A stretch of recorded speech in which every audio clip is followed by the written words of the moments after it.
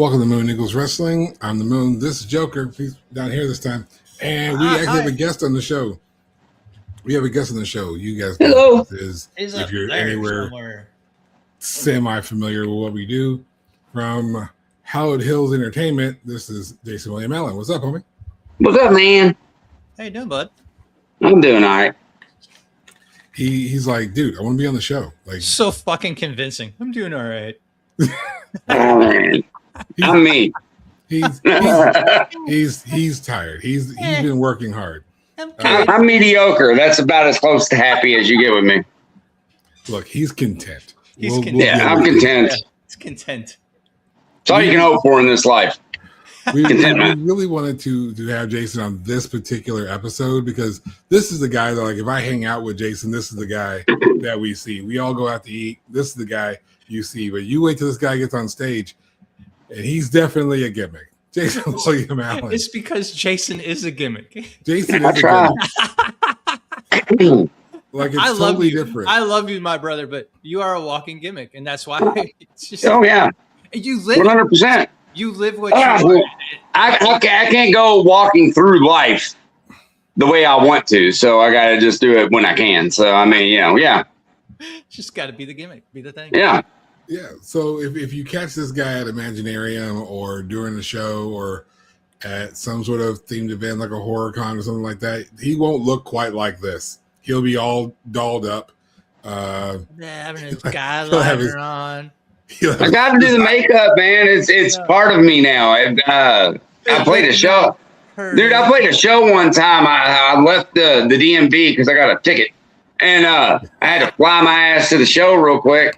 And I got on stage in a pair of jeans and T-shirt, and everybody looked at me like, huh? Gimmick, see? Now, Yeah. there is a point in time in wrestling where you had to live your gimmick out in public. Yes. Like, Yep. if you were the Undertaker, you were always the Undertaker in Kayfabe public. was alive and real, Kayfabe was man. alive and well. So That's what I hate about Unreal, man. I don't even want that to be a thing. Oh, trust me. I feel like there's going to be a season 3 of Unreal. When there is, we'll talk about it. Unless WWE really pisses us off, and then we won't. They're working on it. They're on pissing us off? Yeah, they are. Yeah. No, we'll probably talk about it. Actually, there's going to be a lot of WWE talk in this particular episode. But before we get into all the extra stuff, I want to ask you this question real quick. When you're out as the gimmick, when you're in your gimmick for the sake of this episode, what is the difference between the Jayson that we're talking today and the gimmick we see on stage? Like, what is the difference, and why is there a difference in persona? I'm more comfortable in my gimmick. I feel more myself because, especially for me, and I think for any performer,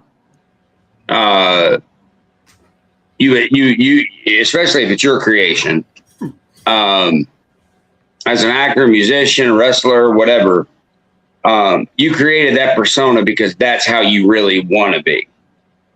It's not perceived well in like polite society. You can't go walk through the mall looking like that. I have. I mean, I have to believe it. I know you well enough to know. Yeah, I mean, I have. And I mean, yeah, I mean, you know, like I have a show. I want to go to the mall and pick up some more eyeliner or something like that. Like, I mean, I look the part. But I feel like you create your persona with what you love. Your gimmick and your persona, which I know we'll get into. But I do really feel like, you know, if you do have a gimmick, you have to have that persona to go along with that gimmick. Yeah. And that's where I feel like I'm more comfortable. I like looking that way. I prefer to look that way. Now, I can't go to work looking that way. I can't do certain things in life looking that way, but it is where I feel more comfortable. And it's a good selling point. And I do feel like a lot of entertainers will go into the aspect of creating something that they enjoy being. And they should. Yeah. Now, Joker, you yourself have a persona of sorts. Do you have anything to add to that? I mean, yeah. Look, on the like Jayson was saying, on the side of just being something that you're not all the time is easier than what's expected of that person. That makes sense. Yeah. To be Joker that would be on stage or my old radio show or even this show, I'm a little turned up. I'm still me. Like I'm always me. But there's a part of me that gets turned up way up. And Oh yeah. that individual can get around and deal with everything else around him better than the normal person because the persona really doesn't give a shit. It helps me deal with life. It helps me deal with like paranoia and stuff like that of what people think about me and everything. I can go in if I'm all dolled up and the makeup and clothes and all that stuff. I'll go in and command a room, and if I'm not, I'll step back in the corner. Yeah. So I mean, it helps me actually socialize. And then when you have character work, like characters that I do in the haunt. That's a whole nother fucking that's gimmick work because I'm not me at all. I'm something way completely different and having to sell it. So that part of it, that's a whole nother world of let's go. You know what I'm saying? Like this whole show is about gimmicks, and that part of what I do is it's interesting because sometimes there's characters that I've done that it's hard to turn off. You get lost in it. And I know that a lot of the characters that we're going to talk about today, I know those individuals got lost in that gimmick, get sucked in so deep into that gimmick that it's who they become. So yeah. And I can relate to a point because there's a slight difference between Dewan and the Moon. Sure. Just like you said, Joker, like, Dewan is who my mom raised. So my older friends knew that. It's the kid's dad. That's Dewan. Dewan goes to the parent-teacher conference. Right. But the one that goes to, a convention, that's likely going to be the Moon. He's going to walk in. He's going to attempt to, command a room. And it's not really that hard. If you know how to do it, it's not that hard. I tend to stand out, and it's safer almost because it is.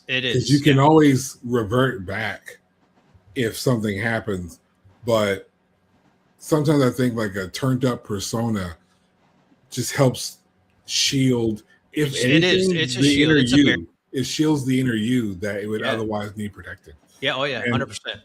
Now, of course, that's more of a turned up personality versus a gimmick. We're going to get into a little bit of that, but that's episode stuff. We got a little bit of stuff going on before this. I'm trying to figure out. I'll have to learn. For the first time, we're actually live on Twitch. Hey, awesome. How you doing? How are you doing? Hi, Twitch. Hello, Twitch. Including even this dillweed who's posting commenting dumb shit. I don't know. Yeah, already we got dumb. Yeah, we got dumb shit. Yeah, I like dumb shit. There you go. Specialize in getting your viewers. Hey, thanks. We're good. We'll do it the old-fashioned way. I'm not sure how to do marketing.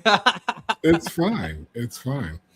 Before we get into all that, we got we started last 2 weeks ago. Actually, we took a week off. Look, end of May with graduations and shit, end of school year, shit's tough. Hey, man. look, we got busy. All right, we got busy. Before we even get started, I am so glad the month of May is fucking over with. Fuck May this year. In 2.5 weeks' time, I've done more things. I've sat on more bleachers. I've had more bleacher time than my skinny non-having ass could take. May is over with, and I'm so fucking glad. Yes. Now we were in June where there are chairs involved. It's fine. June is made for chairs. No, now I'm gonna be standing more. Well, shit. I don't know what to tell you. It's build season now, so yeah. It is build season. Matter of fact, speaking of build season, I'm going to take a moment. We're going to go ahead and talk. I'm promoting something else later on, but you got an event at the Haunt this weekend, don't you? Yes, Friday and Saturday. Lord Rancor's birthday. I'll be there. Birthday. It is our second annual clown event for Lord Rancor. We don't know how old he is. We don't know when he was born. We don't know what day his birthday really is. So we just guess, and we just shoot it in sometime during the summer. And because the creatures in the manor know that Lord Rancor does not like clowns, what do? They clown up. So yeah, that's gonna be fun. 9 is time of doors. 9 to midnight, I believe, is showtime, and tickets are on sale now at malicemanor.com. Malicemanor.com. Ticket booth opens up 15 minutes before doors. It's gonna be a good time. And if you come up, I will walk through with you. He will too. I will. He will. Just as an excuse. Mm-hmm. Is that right? That is right. That is right. Right. Malicemanor.com. Anytime I can walk through a work of art, I'll do it. It's a beautiful place. We've done a lot of work, and you know we've worked to get the front hall up ready for venue. So we've got the new queue line is up and ready to go. So this weekend's gonna be fun. I will say real quick, like I have never seen people build faster shit than Joker and his wife. It would be every other week, and it's a fucking like they done build a half a building. It's insane. So, like bravo. So shout out to Amanda. Throw that out there. Shout out to Amanda. Hey, she's downstairs with her headphones on. She's. And I don't exist right now. If you went to Malice Manor sometime last September or last October, I encourage you to go this weekend to Malice Manor. He said show starts 9 to midnight. 9 p.m. both nights. The work they've been doing. I mean, you guys gotta go see it. You gotta go see what they've been doing. So and bring Lord Rancor a gift. He likes salt. He loves salt. He loves salt. Yeah. Salt shakers. You know, whatever. People brought him stuff last year, so I'm excited to see if people do bring him shit this year, and if people bring him salt, because since last year the Cribs episode and everything else. So shout out to Malice Manor for Cribs being nominated for an award this year. Yeah, my dude right there. Both of you all. Yeah, we try. It's going to be cool, man. I like having that dude. If I win an award for that one, I'm going to be so proud because like it was just something I threw together and was like, I got to do this because it's funny. And that was the only reason. I wanted to do that film just because I wanted to see it. I made it for me. That is the reason why. That's the reason people should be doing art. Yeah, because you want to. You want to. Trust me, we don't do the art for the money. This is actually your job. You do the art for the money. True. But that's okay. But it's still fun, and I love to do it. So yeah. And you guys do a great job at it. Like it's a great. I'm not even in the haunts. You know, black folk don't do haunts for real. But you gotta go through it. You got to do it, man. Like, I'll go with you. You can hold my hand to one. It's not that I can't handle it. We just don't fuck with shit like that. It's just not what we do. It's not. I know, but like if I know you're coming through, then I'll tell all of my friends to really, really, really fuck with you. And that's why black folk don't go through haunts. That's why black people don't go to haunts. No, dead serious. Like this is a really good haunt. Bring the family through. It's cool. If your kids can handle being scared, I'm down for scaring the shit out of kids. I don't know. And this show's different. It's not as scary. It's well, I mean, if you're afraid of clowns, you're fucked. But oh yeah, you're totally scared. It's gonna be fun. So yeah, there you go. Good plug. Thank you. Oh, of course, yeah. This is your show too. So we are going to go into our wrestler of the week, and boy, do we got some good ones. You want to go first, or you want me to go? No, you go first because fuck. You go first. Okay. So I picked this wrestler of the week intentionally because this wrestler, since she debuted in AEW before she went to WWE, there's been a lot of heat on this wrestler. There's a lot. She showed up really green, really, really green. And there's a lot of people who give her a lot of shit. Like, you can have Cody or Roman like miss a spot or be late or do something, and they're like, "Oh, that happened." But if this wrestler fucks up, everyone's waiting for her contract to be cut or renewed, and I don't think that was fair. She's put a lot of work in, and it was definitely demonstrated in this match. That wrestler is Jade Cargill. Son. Jade, the match that they had this weekend at Clash in Italy. Do I think it's as good as the match we had? We're going to talk about later on. Not quite, but it's fucking close. There's a lot of energy in this match, and Jade showed up. She had good work, people to work with. Her and Rhea, along with the, I guess for lack of a better term, the baddies, playing into the story. Is that what they're calling them? Because I don't know if they have a name yet. They don't have a name yet. I didn't think so. That's what they called Jade's little crew in AEW. When she was in AEW. So until then, probably going to pull it over, but But now we've been teasing Jade Cargill versus Charlotte Flair literally since Jade Cargill walked in the door. Oh, yeah. Why not? And we are slowly but surely getting that match sooner and sooner and sooner. They got a fatal 4-way either Friday on SmackDown or next week. I think it's a next fatal 4-way part of the Queen of the Ring, and it's going to be dope. Honestly, Jade has showed up, and it is good to see. Dude, that match was amazing. I would definitely put it in the hat for match of the year for sure. Yeah, that's fair. Yeah, and again for match of the week. Fucking goddamn it, dude! Everything about our choices this week were just so hard. Like, it was a good week for wrestling. You fucking shooting ducks in a barrel, man. Like, it's just hard to pick because there's so much. There was a conversation that me and Joker had earlier where it's like, "Hey, what are we going to talk about? Wrestler of the week and match of the week and." And it's just like we had like, well, we're going to talk about this later. We're going to talk about that. We're going to double up on this. So we had to like compromise on stuff. And there was just so much. It was so much good wrestling. But yes, Jade Cargill for you is I dig it, dude. Like everything about her, I agree. Everything about her lately has been far better than what she has ever done. I don't know what clicked, but whatever the fuck it was, it's there. Her. It's fucking there. It's there. Like, Jayson, your thoughts on Jade this week? She proves she can sell, and that's highly important in my opinion of because it's acting. So I mean, the victim in acting is always the person in control. So she's really controlling the match and how good everything that Rhea did. Like, that's the person making that look good. So very, very impressive. It's not somebody that was always on my radar, but they are on my radar now because of that match. Exactly.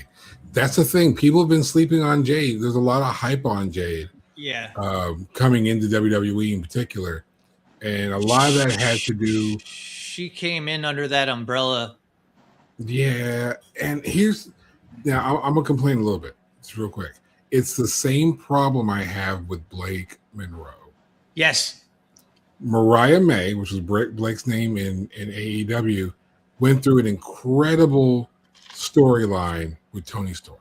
Yep, and that put her stock so high up that by the time she gets bought over by WWE, it's like, ooh.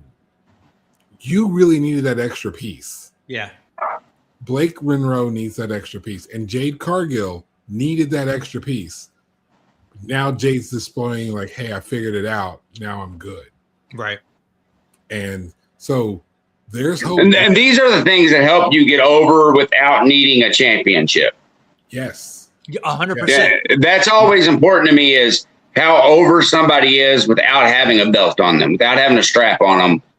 That's highly important. I got a lot of wrestlers that I actually really, really love that aren't holding a title and haven't held a title for a long time, but they don't need to. But they're still top guys. Yeah, I mean they're bigger than the people holding the title. Right. They're bigger, and I think that's where Jade is on the direction of being. Yes, they're bigger than the title. Yep. Yeah. I would say I would put Seth Rollins in that category. Seth Rollins, yeah, 100%. No doubt. I got my main guy. I got my main guy. Seth is one of them, but I got my main guy. That's going to be my wrestler of the week because I'll give that man his flowers until they do. Yeah. Yeah. LA Knight, man. Yeah. There is somebody so over with the crowd that doesn't get any push whatsoever, and he's that loved. I love that guy. Yeah. Dude. Yeah. It shows you that the Rock and the Stone Cold persona will work in any timeline and any person that can pull it off. Yeah. Yeah. Hey, look, they're starting to stop doing that. Don't encourage them, Joker. No, they need to do it more. That needs to be that's a legacy thing, man. That needs to stay. Oh, I'm sorry. It's so bad. It needs to. Look, there are certain times where I love the what chat, but then there's times where it's like, shut the fuck up.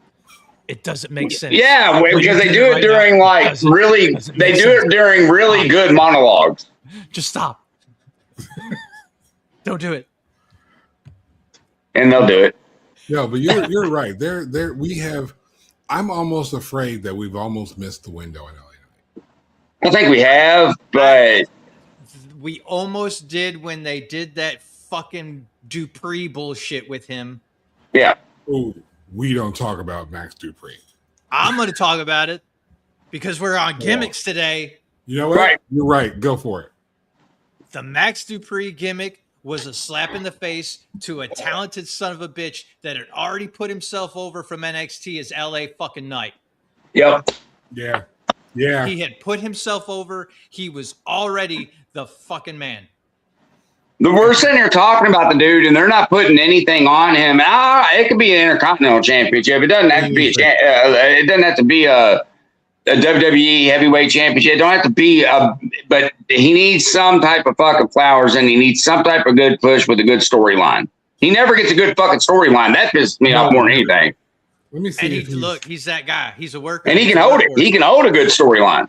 He's a workhorse that's there for the right reasons.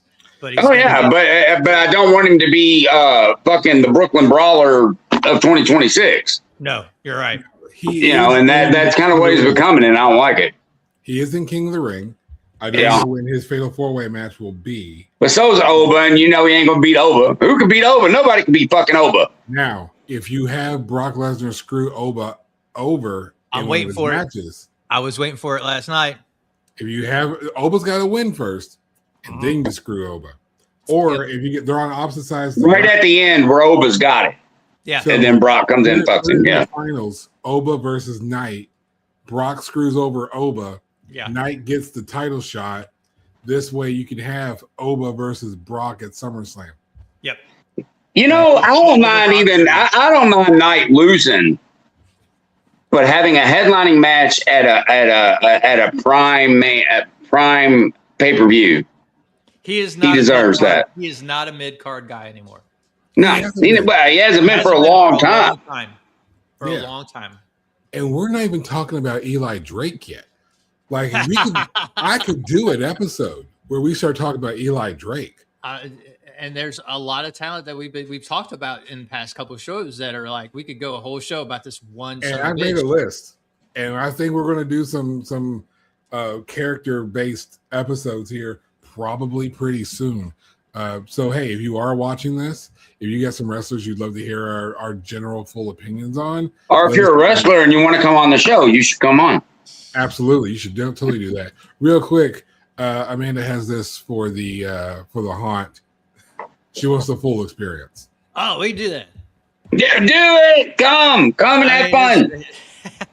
I'll be there on Saturday acting a fool. Let's see. So now we have Joker. We have your official. Your official. My official wrestler of the week is Ray Phoenix from AAA, Lucha. Dude, I have been a Phoenix fan since I saw him back when they started in AEW, the Lucha Brothers. I was sold. Dude is so fucking amazing. And the match that he had this weekend in AAA was just phenomenal. They keep comparing him to his brother, and I get it. But Penta and Ray Phoenix are two completely different sons of bitches. They are luchadors, but they are two different. Their style is different. Their personalities are obviously way different spectrum of one another. Their gimmick is different, and the gimmick is way different.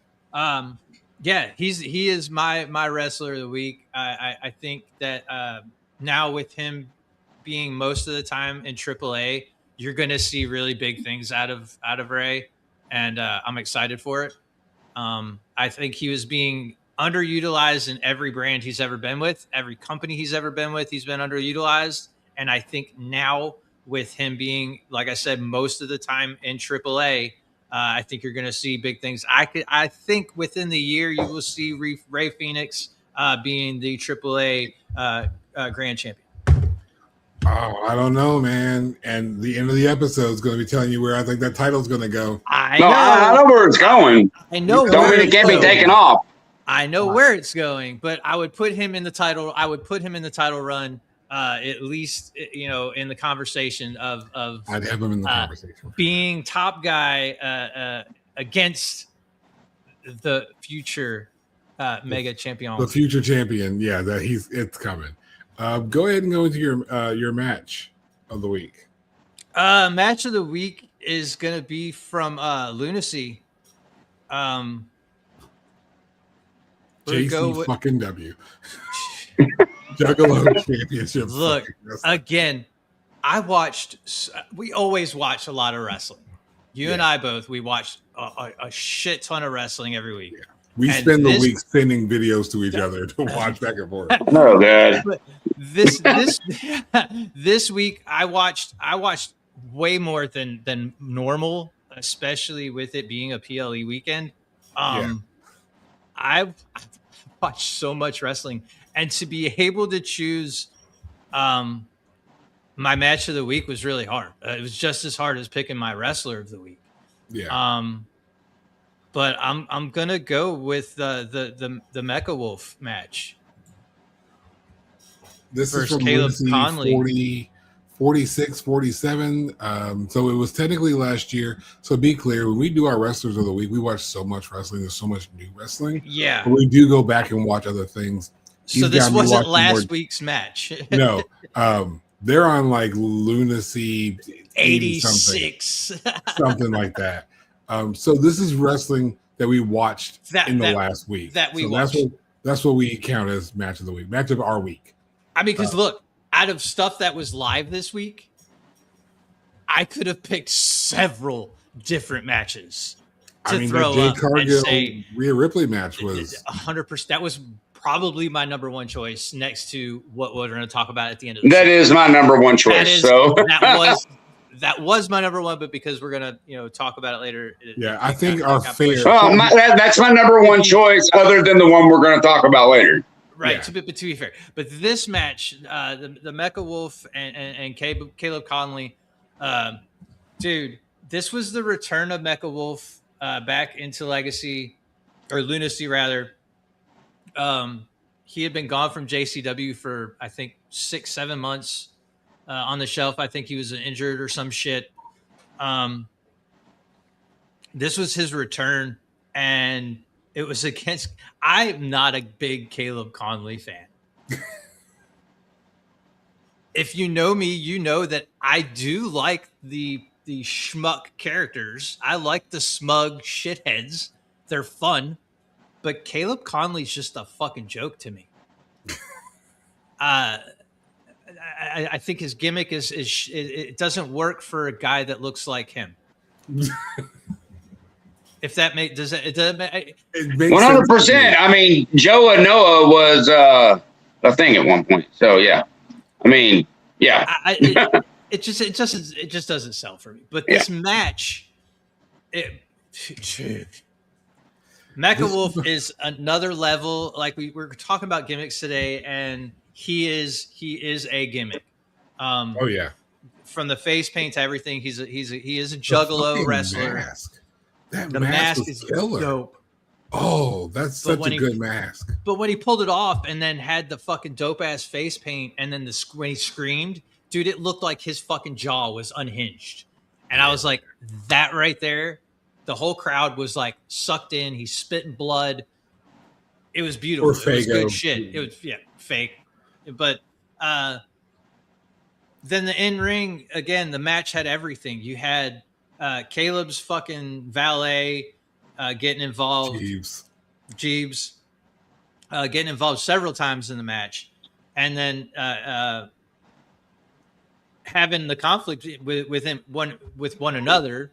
And then ultimately, the end of the match. But it was just a lot of fun. It had every attribute of a badass match that you would want. And it's not from a major company. Yeah. The thing that intrigues me about the Juggalo wrestling is it still has that historical premise of the Carney vibe to it. Oh, very much so. And they took it definitely back to its original origin. It's very much gimmick ridden. The whole company. But we're going to talk about them specifically here a little bit later on. But watching that episode of Lunacy was so much badass fun for me.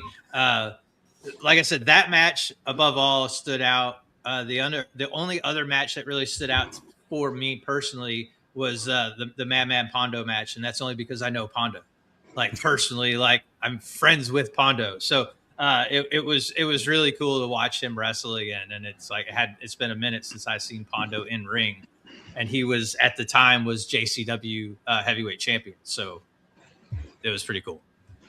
Yeah, pretty good match. If you guys get a chance to go find it, it's like I said, it's JCW Lunacy 46 was the episode. If I had to put money on it, I'd say it's 46. But the match in question contains Caleb Conley versus Mecha Wolf for the American Championship. Yep. And also Luigi Primo versus Thunder Frog. Where can you find that? Where can you find that at? You can find it on YouTube. JCW has a channel, and then Psychopathic Records also. You can go through their channel and find anything JCW. Okay. So you want to find the newer stuff? Go to Psychopathic Records, their page on YouTube. Yeah. But if you go to JCW Lunacy, they're starting to upload a bunch of stuff. They're uploading the newer stuff. Yeah. So they're getting to it. So I would suggest after watching this show, especially if you're already on YouTube, then just jump over and check out. And if you are a fan of our show, you already know that we encourage you to watch other brands. And if you've been watching OVW, fucking JCW calls up OVW wrestlers all the fucking time. Oh, yeah. One of my wrestlers that I was going to make a wrestler of the week this week was on that show, and I got excited. Hollywood Haley J, baby. Hollywood Haley J. If you saw the Netflix show docuseries Wrestlers, if you watch her in the ring, that is a character. I think she was in WoW also for a little bit. Yes, she was in WoW for a little over a year, I believe. So watch, like, literally, guys, like, if you love wrestling as much as we love wrestling, watch JCW. Never thought I'd be pushing a Juggalo show. Watch JCW. Oh, man, wow. Dude. I watch OVW, like, on Thursdays, there's like OVW and TNA. And I love TNA. I miss that show almost every week, but I never miss OVW. No, I never miss OVW. ICP was in WCW, man. And a short stint in WWF. They were in both. And you never realized how small Violent J and Shaggy 2 Dope was until you saw them up against wrestlers. And you're like, dude, they're tiny. They were against the oddities, where these guys were the 7 foot tall, like the 7'4" dudes. Yeah. Oh. So there you go. Now, before we go into the actual conversation of the show, we're doing a little something special here for a friend of ours. They're putting on a show called Melofest 15 here in Kentucky, and I got a little video from its founder and organizer, Alan. Our buddy Alan Ashbaugh. Simon Burrell. The buttons were to click. Here we go. What up, y'all? Ashbaugh here. Hey, I wanted to remind you about Metalfest 15. That's July 24th and 25th, 3929 Beach Grove Road. We've got 15 bands. It is all weekend long, $15 a day or $25 for the weekend. But the $25 includes your camping spot, fishings. It is an all-ages event, so you can bring the kids if you want to. I say bring them on down. Let's have some fun with the little ones. You can bring a non-gas-powered boat or a floaty, but you have to sign a waiver before you get into the water. That's all we ask. This year, we're going to try to raise gas cards for the Brown Cancer Center. So please, bring your family. Come down and enjoy a weekend of some good music, some great company, some of the best people I can find, and do it for an amazing cause. Oh, what can I say? Be good to yourself. Be good to each other. Ashbaugh out. My dude, Alan Ashbaugh. He's been doing this show forever. A long time. Long fucking time. Now I gotta put the good glasses on. Let me do this promo. This is Metalfest 15. It goes July 24th and 25th. It's at 3929 Beach Grove Road in Shepherdsville, Kentucky. Admission is $15 a day, $25 for the weekend. That's both days. That's cheap. Damn sure. Like there's going to be a lot. There's going to be camping, fishing, swimming, and 15 live rock bands there for the course of the weekend. $25 to get it for both days. Why not? Why wouldn't you? Go to both days. What else are you going to do that weekend, right?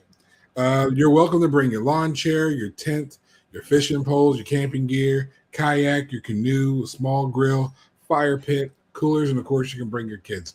Like I said, just sign the waiver before getting in the water. Legal. You know how it is. That's Metalfest 15. Any further questions that you have or any other if you're thinking about going, there is a link in our description. So just go down there, click the link. It'll take you to the event page on Facebook. It's already there. You ain't got to wait for it. It's already there. Click on the link and you're ready to go. So go on there, get all the details you need. Contact Alan if you have to.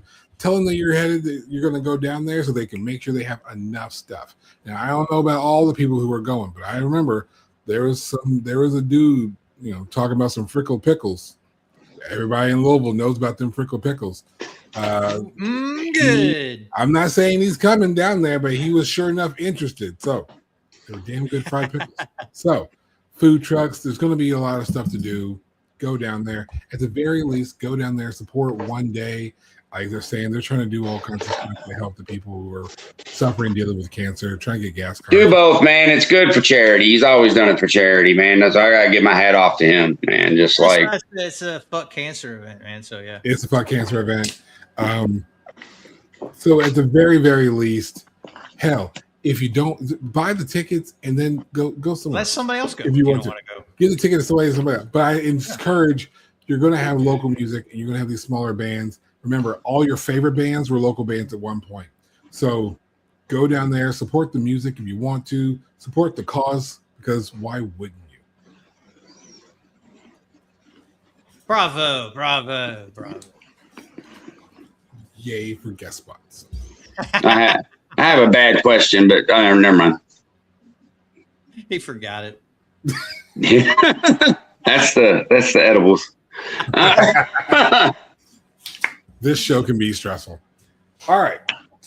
So now getting into the main body of our conversation, there's important to distinct the difference between gimmicks and personalities. Yes. So that's kind of what I want to go through here.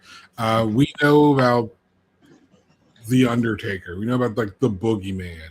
But then you got people like John Cena, CM Punk, and Randy Orton. They're not really gimmicks. They're like heightened personalities, like we were talking about earlier. So, Joker, if you had to like really define the difference between a gimmick and a personality, like what would you go with?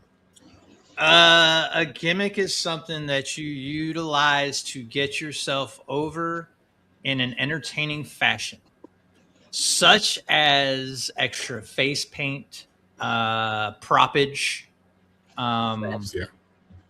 Your gear is part of your gimmick.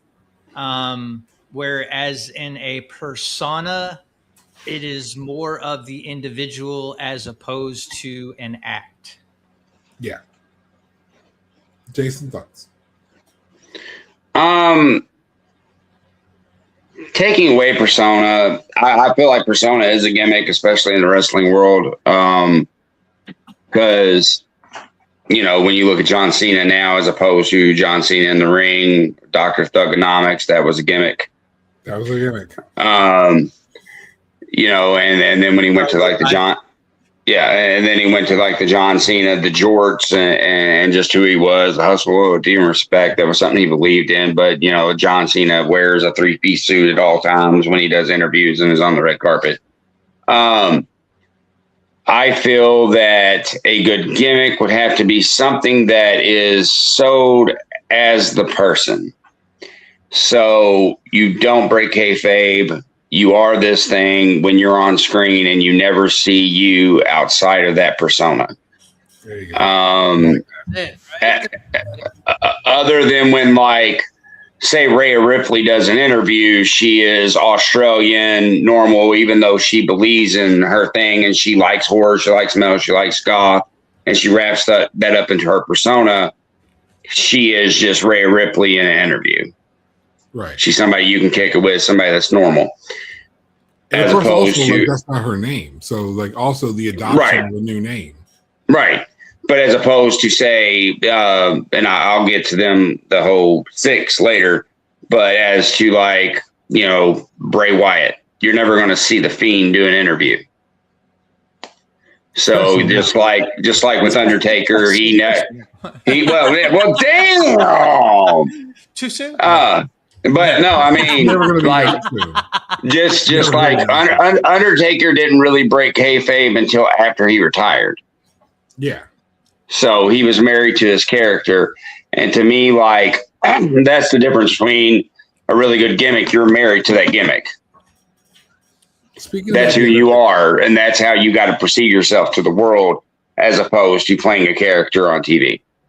And I would say even before that, I would say, like, because I have a couple of examples where you can look at something different. You mentioned Nikki Cross. You mentioned the Wyatt 6, and so from Nikki, I'll go with Nikki Cross. There was Nikki Cross, like when Nikki Cross was Insanity. Shout out to Nikki Cross and Damo for buying Progress, by the way. Thank you for saying something I was going to. For buying Progress. I love when wrestlers own wrestling companies or rock stars own wrestling companies. Billy fucking Corgan. Billy Corgan, baby. It's a whole other conversation. But Nikki Cross versus like Nikki ASH. Nikki ASH, like crazy Nikki. I think it was like a turned up, it could be interpreted as a gimmick. But Nikki ASH, almost a superhero, absolutely a gimmick. 100%. Because she felt that. She believed that she was almost she pitched it and they took it. Yeah. Remember that, guys. Before you guys start getting really, really pissed off at the gimmicks that wrestlers have, that's a good chance they came up with it. Yeah. Especially now. Back in the 80s and 90s, maybe not so much. But now, since Ruthless Aggression specific, creative freedom is a big thing. I remember meeting Eugene. And when I talked to Nick Dinsmore, I was just like, all right, I gotta know, like, whose idea was the Eugene thing? And he's like, that was mine. That was his. They just let me run with it.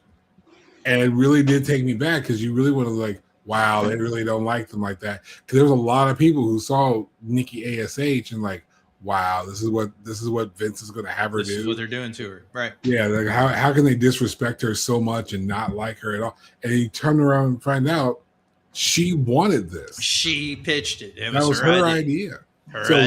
Chelsea Green's whole thing with when she had the United States Championship. Yeah, that's. I mean, that was a gimmick. I mean, she just sold that persona. Yeah. Chelsea Green deserves an episode of her own. I could talk forever on it. Oh, you already know how I feel about Chelsea Green. That's an episode in its own right. That could do almost no wrong. But you can also look at Alexa Bliss as like how she is now. She at least kept the dark persona from when she was possessed by Bray and all that stuff. But when that was going on, when she was working with Bray, she did have a gimmick. Yeah. So she just kept the dark persona from the gimmick. Now, you know, my question to you, Jayson, I'm going to throw this one at you. How important do you think kayfabe is now with gimmicks as opposed to back in like the 90s with kayfabe? Because you talked about the Undertaker being a gimmick, and you know that was in a time where kayfabe was super big, where if they had to live it, they had to go out and be this person, right? So now, how important do you think it is now with gimmicks and kayfabe and trying to get over with the crowd and to sell it? More important. Here's why. For one, like, we are in a technological age where it's easily broken. I mean, it was easy for the Undertaker to hide his persona back in the 80s and 90s and stuff. Now it's even harder now. Like, you can't do nothing, and if you do an interview, you have to do it as that character. Right. And so it's highly important to me. And the reason why I can do the whole cliche thing where, like, I like magic. I learned some magic tricks, and then I quit learning magic tricks because it pissed me off because I didn't want to know how to do magic tricks because, like, I don't want to know. I just want to be like, I know it's fake, but I want to be like, how'd they do that? Right. And, you know, and it's the same way with the kayfabe aspect, in my opinion. And it's not just for us. We all know it's fake. We want to watch TV and have the illusion that it's fake. And then some wrestlers are able to do that. There are some wrestlers that I believe, I genuinely believe that Roman Reigns really beat the shit out of Jacob and made him, like, fall in line. But on the other hand, like, they're at a family reunion together hanging out. Or they are the most dysfunctional family that ever existed. But I highly, Samoan. yeah, but I highly believe that, and this is what hurt wrestling for me, when they started really doing this breaking kayfabe thing and, like, telling the truth. I mean, we all know it's fake, but, like, the 8-year-old or the 10-year-old doesn't. And we were all me, damn it. We were all there. Well, we were all there at one time, and that's when we fell in love with wrestling. Still real to me. So I still feel like they need to have some level of having kayfabe with these gimmick, at least with the gimmick characters. Yeah. And it's also where, like, I feel like it has something to do with, like, other than creative shit on it, which they needed, like Joker and Amanda writing their shit with the Wyatt Six. There was so much that could have been done with that instead of getting rid of. I mean, they were already a haunted house at Halloween Horror Nights. So, I mean, there's a lot that could have been done there. But with the fact that you're throwing everything out as fake at this point, what can you do with it? Nobody's believing it. You got to make it believable. And kayfabe is really important in the aspect of making it believable. I'm not gonna rant on the Wyatt Six's departure.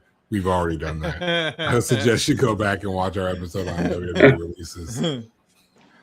We had a lot to say, but I think you're absolutely right, Jayson. Honestly. I mean, you're pushing, like, fucking American Ken doll, Cody Rhodes, which has lost all credibility after the whole Rock thing and everything, and he won the championship the first time. Yay, he finished his story. You don't have anything with him anymore. With Roman fucking Reigns, like, I like Roman, I do.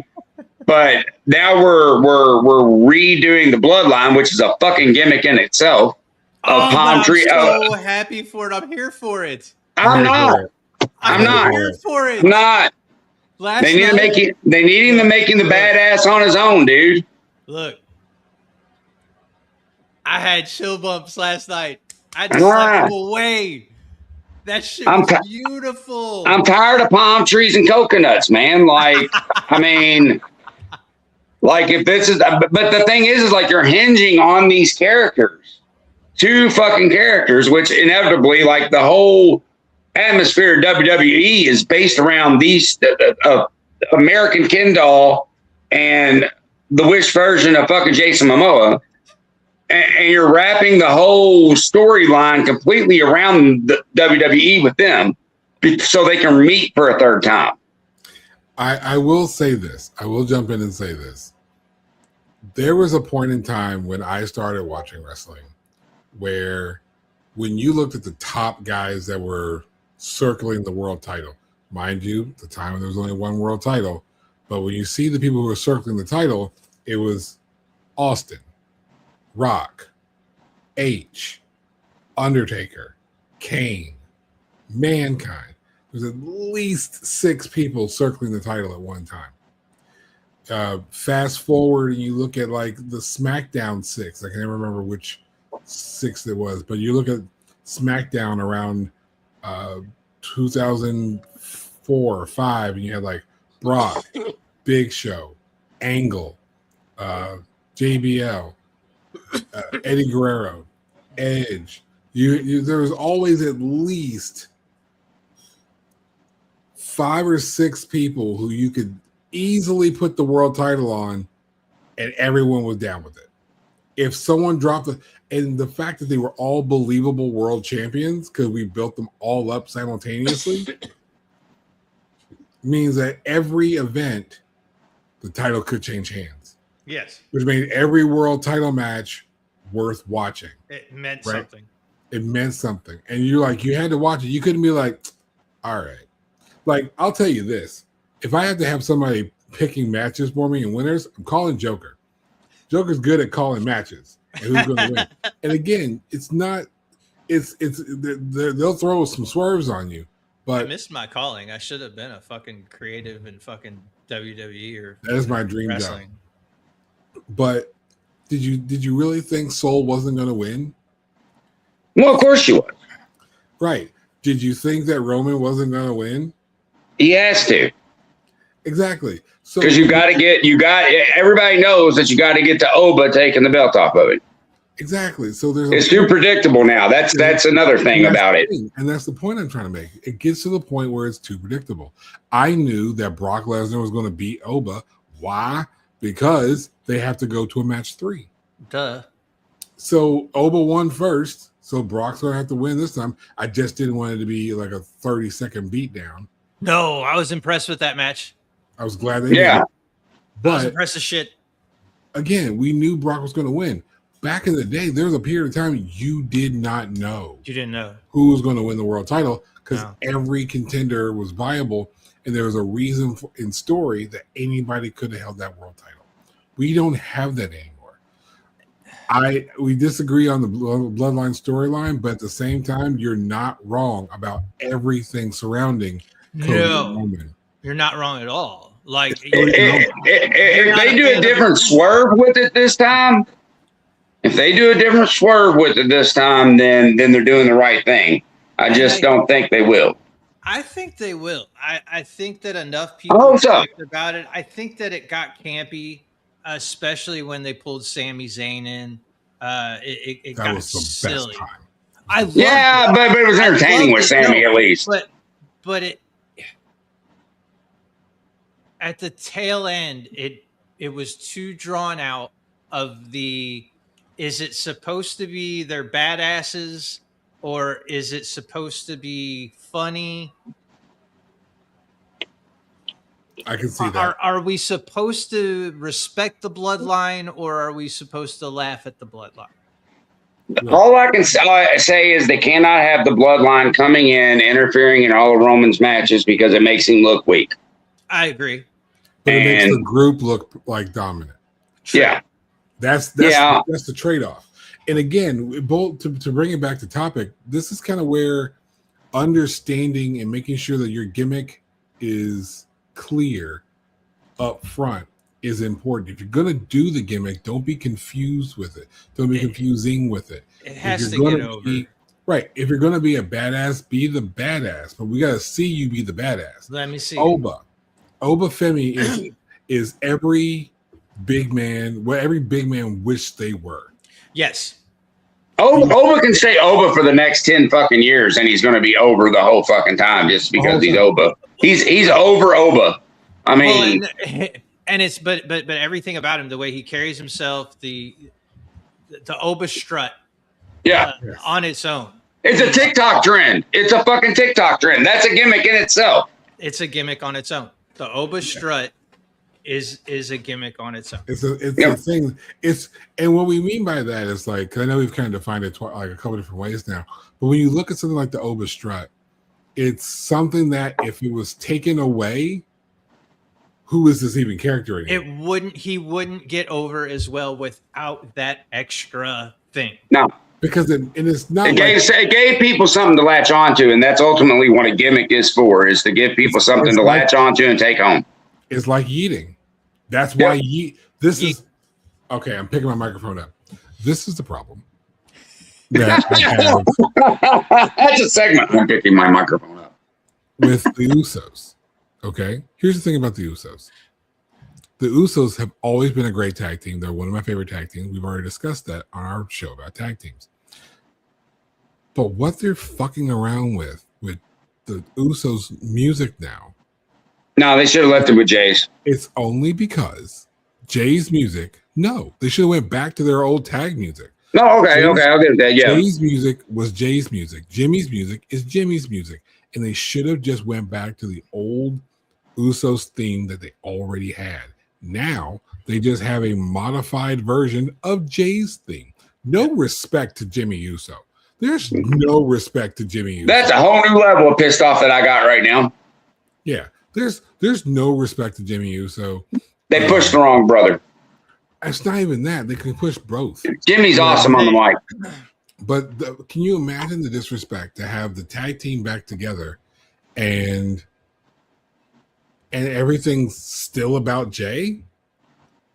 But I don't know why, because Jimmy's way better. Last night. Exactly. What happened last night? Exactly. Roman put Jay over instead of Jim. The motherfucker forgot about Jimmy. He said, Jim, what up? Jay. Come here. You got to stay with me. You ain't doing nothing yet. And maybe that pause is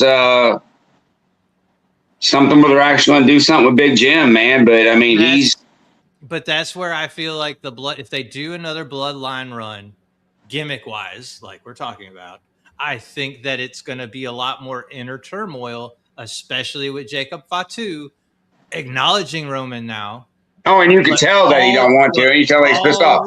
Already he's ready to beat the shit out of his cousin. So yeah, like literally in the same breath. I acknowledge you. I acknowledge you. I'm gonna keep my word. I acknowledge your bitch ass. Yeah, you don't mean shit to me. Yeah. So that Jacob J match is going to be telling. Which is all creativity and in a line, like even though it's all persona, they're working that family gimmick. It's a gimmick of the family. Of the family. So that's a gimmick in itself. And that is honestly where I would say with the bloodline, because you have the gimmick with the outside characters and the storylines that they build with whatever, Paul Heyman, Seth Rollins, whatever. They always have their inner turmoil gimmick within the bloodline. So it's always a storyline within a storyline, which is intelligent as hell. Now, I'm going to say this, and then I want to kind of move forward a bit. I want to say this. In the same light as we were discussing Jade Cargill earlier, okay, there's a lot of hype still on Jey Uso. I have nothing against Jey Uso, but there's a reason. If you do watch Unreal, you know that there's a reason why they pulled the plug on him and then they pulled it back. Right. After a while, he became all gimmick. And it was just, I'm Jey Uso, I do yeet. And actually, the run it back was better in WSW. Yeah, but I mean, it might have became all gimmick. He did. But it hyped the crowd up so much. And as a live performer, that's important. It does have its purpose, but after a while, you can't just have a gimmick as your world champion. No. So my point here is, eventually, when we get Jacob Fatu versus Jey Uso one-on-one, this is going to be, that's the match that's going to have to match wits with Jade Cargill, Rhea Ripley. That's going to have to be the match that Jey Uso steps up and says, nah, y'all put me in this position to be like a main event guy. I'm showing you I actually am that main. I'm more than just a gimmick. That match isn't going to make me horny. I don't know, Jason. It might. We know you. It might. I like Jay a lot. I do. I like to yeet all over the walls. See, I knew this was coming up. So just a couple of things I brought out on a list of like gimmicks versus personality. Like the difference between King Booker, Booker versus Jerry the King Lawler. He was called the King. He wore the gimmick, the get up, but who really acted like a king? King Booker. I mean, King had his core back in the day, so we're not going to ignore that. When we mentioned the Undertaker, it was like the Lord of Darkness versus the American Badass. I feel like the American Badass version of Undertaker was more Mark Calloway turned up. Yeah. Versus the Undertaker is, I am the Undertaker. Dead Man Inc. era was so yeah. Isaac Yankem versus Britt Baker DMD. So when you had Glenn Jacobs pretending to be a dentist versus someone who actually is a dentist and you're just mentioning it while she's wrestling. And then I just want to throw out some other names because I just like these gimmicks. He went from the American Ken doll to Stardust, turn it backwards. But obviously, of course, Gold Dust, Stardust, Luchasaurus, Crazy Steve, Rosemary. I fucking love Rosemary. I love Rosemary.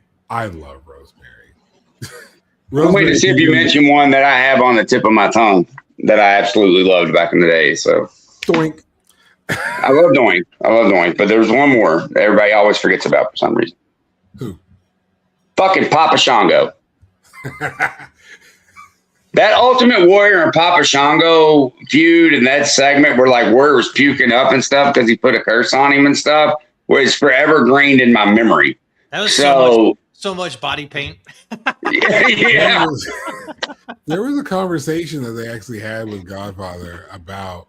And then he became Godfather after that, like, which was the greatest. One of the best. Yeah, that was the greatest gimmick for him. ever. I'm gonna save the Godfather quote for. I'm gonna hold on for that just a second. One of the best gimmicks out there now is actually the subject of the last section of the conversation. We are going to talk about El Grande Americano, both of them. We can't get. This is the highlight of this episode. Funny enough, we were going to do this episode prior to this match taking place. That match made it just like even more important. We did this episode last week. We planned this episode months ago, like a month or so ago. Yeah. So we held off, and I'm so glad that we held off, that we get to close up this episode talking about El Grande Americano from this weekend. But we're not there yet. What about Demolition? A tag team gimmick. Gods. Yes, those are my favorites. Demolition as a tag. LOD and Demolition, dude, were the greatest BDSM gimmicks ever. LOD was a great tag gimmick. Like, I wonder if they literally hit up some like sex shops to make their fucking wardrobe. Like, I mean, probably. I mean, I would have. Back then, tag gimmicks were actually the bigger thing because they had to have a gimmick as a tag. Highlanders. The Highlanders. Remember the Highlanders? The Rougeau brothers. The Rougeau brothers. Yep. The Headbangers. Well, even the Rockers. With Shawn Michaels, man. Where Shawn Michaels came out of it. Marty Jannetty. Yeah. The Mounties. The Mounties, Natural Disasters. I go all day long on stupid shit gimmicks, dude. Oh, yeah, dude. The 80s were my jam, dude. That's what I fell in love with this crap with. I mean, that's what wrestling was. Yeah. Wrestling was a gimmick. Every bit of you had way more gimmicks back in the day. I feel like we're missing that today. We are. That's what I always brought up the Wyatt Six and why they didn't do anything with them creatively. They could have. But you're seeing it more now. in all brands, not just the WWE. So let's stop talking about WWE for 5 Yeah. Let's talk about other brands that are running dope ass fucking gimmicks that are starting to resurrect kayfabe to sell that shit. Because you have to have kayfabe to sell that. You have to. You can't break kayfabe and keep like I think. Last mentioned WWE for a minute, but like I feel like since they're under TKO, they're going more towards we want to sell this as real people, real things, real fighting, even though we know it's fake, as opposed to other wrestling organizations who are like, we're professional wrestling. We're wrestling entertainment. I think the other big guys, particularly AEW and New Japan, they recognize the influence of the indies. Yes. Right. So I think there's a bigger embrace to the indie wrestler who, if I'm going to, not at 40 fucking 2, but put me at 22, 22-year-old me is not going to walk out as Dewan L. Hearn. No, I would have been the Moon. I would have had to have something a nickname, something with my music, something in the ring, something to make me stand out.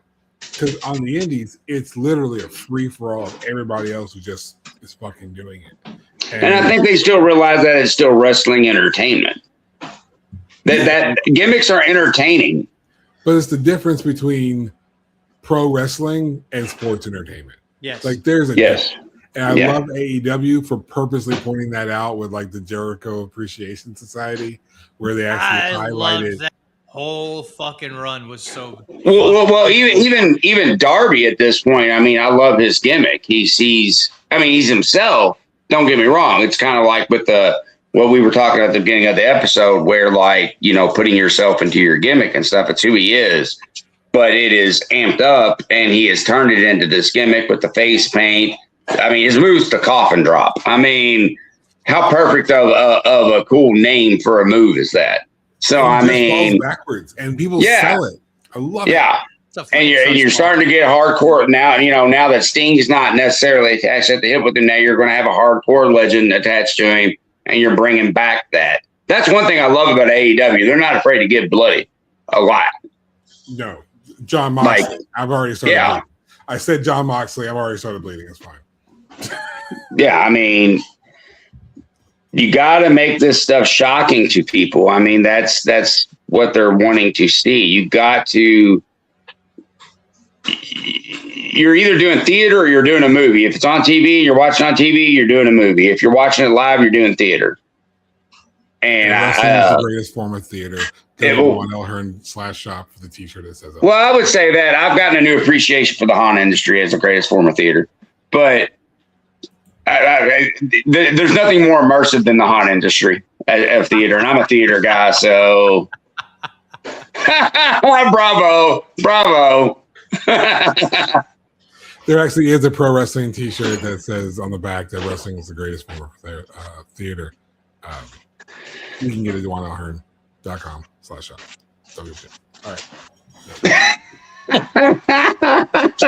That was genius and sad at the same time. It made me cry and laugh.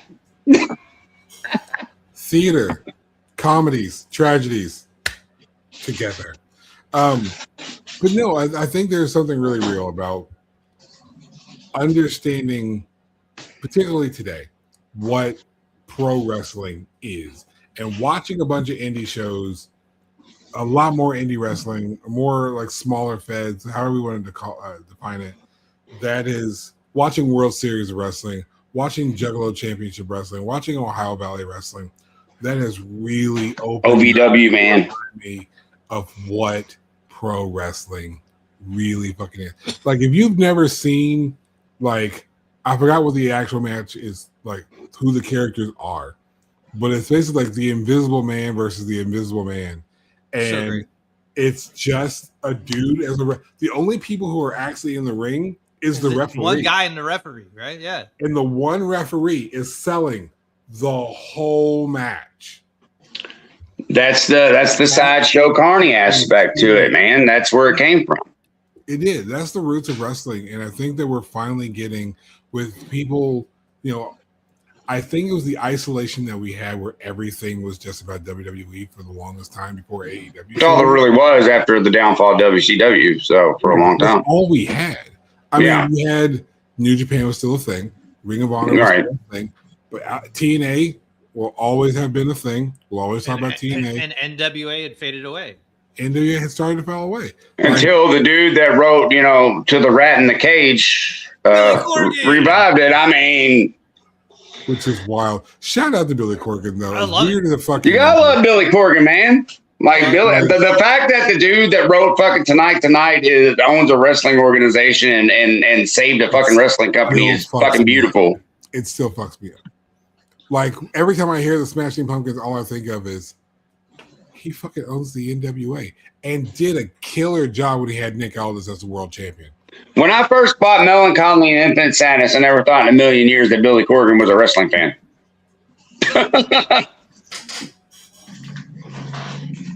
You got something, Joker? No. I'm here for it. So if we want to get away from WWE for just a moment, I feel like we go ahead and skip to the next part where we start talking about Juggalo Championship Wrestling in a little bit more detail. Because that's just that just is all gimmick in itself because it's fucking juggalos. Juggalos in itself, I feel like I'm probably the wrong person to speak on this. And I swear to God that they better not come after me. But they will. They will. I have plenty of Fago. It's okay. We can be friends. Fago, you said. But the act of being a juggalo in and of itself, again, correct me if I'm wrong. Okay. Juggalos, correct me if I'm wrong. I feel like anything, that is a real life gimmick. They took something. That's a fucking lifestyle. Right, but they took that and they took gimmick to the next level. Yes. And they took that gimmick style of being like, all right, I'm Kevin, right? But now I'm going to be insert Juggalo name. I knew people who gave themselves Juggalo names. Maybe I'm wrong. But I knew the Pope. It's a whole different conversation. But they had a whole persona that went along with it. And then after a while, when you have, people who are like-minded, who all have a central thing that they're embracing, and it's like, well, I like this, and I like this, and I like this, and I like this. We all like this, and they gathered together. I use the term "gather" on purpose. They gathered together, and they become like this family, and it becomes like a lifestyle. I mean, exactly. Just like that. I mean, I guess Joker can back me up on this. Like back in the day when, I don't know. I'm trying to think of like the earliest song, Real Box and stuff like that came out. We didn't know it was going to be the way it is. Yeah, I know. It was they got such a following so quick. I watched them at the Brewery Thunderdome down here, and he picked. That was a Great Malenko tour. And I watched Violent J pick up a chick over his head and bench press her just like a wrestling move, and then body slam her into the crowd. And like, ICP has always been wrestling. Wrestling has always been part of the Juggalo community. So to find out that it's an actual wrestling organization is great. Well, they were in WCW. They did the music for the Oddities. So if you ever listen to like WWF, the Music Volume 3, the group The Oddities had a dope theme, by the way. It was a dope theme. But remember the hardcore Joker, remember the hardcore DVD that they put out and everything for wrestling and stuff, and they did the commentary for it. I mean, and that was the birth of Juggalo Championship Wrestling. Yeah. 1999. 99, and to fast forward now to 26, it's come a long way. Granted, look, people are going to gripe about production value. Okay, anybody that watches anything other than the major products is going to gripe about production value. You have to remember that it's professional wrestling, yes, but they're still an indie brand. So their production value. Go ahead. Go ahead. No, I was interrupting you. Go ahead. Their production value, their budget is put more into their tour time, their background shit that they got going on, and they are dependent upon the fan base 100%. They are guaranteeing that while they're on tour with JCW, that they don't even have to do an ICP show. It's the Juggalo name is already attached to it, so you already. Whoa! It tours. Yeah, they don't just do it in one spot. Hell, Terry Harper has them in Louisville all the time. Oh hell yeah! Yeah. Now, ahead, it's amazing to where they've come now, and like I said earlier, it's a gimmick-ridden fucking brand. Oh yeah, and that's why for me it's entertaining and it's wicked fun because every talent that's on there, minus the few that come from like major brands that aren't signed anymore, like Nick Nemeth coming in and putting on fucking Juggalo makeup, fucking, you know, guys like him that are coming in and doing that, or you got OVW talent that come and play.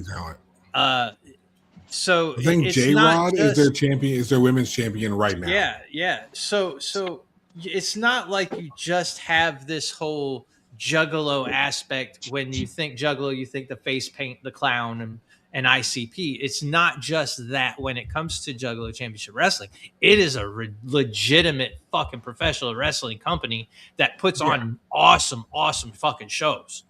I mean, they were. I mean, well, the ICP doing all of it. I mean, they were pushing Cactus Jack before Cactus Jack was really big in the major brands. Yeah, because he was in because he was just always hardcore Mick Foley doing his thing. So I mean, they have a passion for it, which is something that I appreciate undoubtedly with ICP being behind it, but whoever else is involved with it, that's a passion company. Yeah. And people with passion are going to keep all the things that make wrestling great alive. Yeah. Now I was watching 46, the one we're going to kind of talk about here, and I'm like, what are they doing now? What's the newer one now? And I'm watching it now. You know who's on the last episode they did? Vince Russo. Vince Russo is I've seen that. He's supposedly like part owner is the storyline. Like he is part owner with Joe. I'm not a big Vince Russo fan. I'm not a fan of Vince Russo. Well, yeah, but I think that's what makes it beautiful because you already hate the guy. I'm not already a hill. It gives him legitimacy. It gives JCW legitimacy. Well, Vince Russo is will give you the same vibe as my greatest heel of all time, Logan Paul. Fuck Logan Paul. Shut up. He's great. He's injured. But anyway, go back to JCW. Can we fire Logan Paul? Another great gimmick. Another great T-shirt. The Joe FLP T-shirt is on DeWandelHearn.com. Jesus Christ! Yeah, that shirt's been that was one of the first ones. Let me throw some names out of here from the show that we had watched. We had this. He was almost my wrestler of the week. Luigi Primo. Almost Luigi Primo. The it's just an Italian, it's just like a New York City Italian pizza dude. He does this with his little pizza dough the whole fucking match. Again, I love JCW because they're doing characters that would get any other company canceled quickly. Good. I like that. And I don't even think that that's a cancelable character because who's to say he's not a pizza maker from New York? Yeah. He's literally a gimmick. He's literally a stereotype. And I love it. I'm here for it. We mentioned Mecha Wolf. Mecha, yeah. We mentioned cocaine. I love cocaine. He's so great, dude. It's such a good. It's Kane. It's such a. It's like regular height Kane in a black and white mask. And cocaine. He gets juiced up by fucking pulling out a bag every match. And he fucking takes a bump, and he fucking. Is that where he went to with JCW? Who? Because I saw some YouTube videos of him. So yeah, awesome. Yeah, cocaine. And since it's Pride Month, there's also Gain. Yes, Gain, which is Kane, but in rainbow outfit. Yeah. So shout out to both of them. Happy Pride. Now the one that was my favorite, and when I saw the full name, I had to like make sure I wrote it down to get it right. He is the man of 1,000 gimmicks, and the one that featured on that show. He came out chili cheese fries. Head manager, chili cheese fry maker Mike. That was the whole name. Head manager, chili cheese fry maker Mike. This man came out with a deep fry basket and was feeding fucking juggalos fucking chili cheese fries. Hold on. Break it down a little bit further. He comes out with the basket, right? Comes out the ring, out the gate with the basket of fries. Takes out the can of chili. Takes out the can of chili. Pops open the can of chili. Dumps the can of chili on the fries. Mind you, it's a basket. It's all open. It's just dumping it on fries. Yeah. Fucking everywhere. He pulls out a container of seasoning. Goes to shake it. Nah, takes the lid off. Just dumps all that shit on there. Then he takes the tongs and he's mixing it all up. He's got little containers. He takes the chili cheese fries, gives it to the guy at commentary, and then just takes the basket around the ring. Giving fries out to people. I'm not body shaming because juggalo bitches, juggalettes will admittedly say they are fat bitches. There were some fat bitches in the front row begging for fucking basket of fries. And got them. Wow. And we're excited. And you know what people will buy? And the person next to them didn't. And I could see the look of saltiness on their face. And the bad part is that gimmick's going to sell because it's fun. And you can sell chili cheese fries at your fucking event and make money off of it. And that's why gimmicks are important. It's so stupid. I buy it. Take the wallet. Just take this is a dude that comes out with a different gimmick every match. So I mean, that's kind of fucking smart, really. It's brilliant, especially if you're gonna do it just nothing but run through the indies. It's a fucking no brainer because now you're not tied down to one certain thing, and you can go and you can have a plethora of fucking merchandise that you can go and you can set up your fucking table and look around and be like, all these other asshats have like 1 or 2 different shirts and you got 20 because why? Because I got gimmicks out the ass, son. I mean, if AAA doesn't have stuff that Guan is at their merch booth.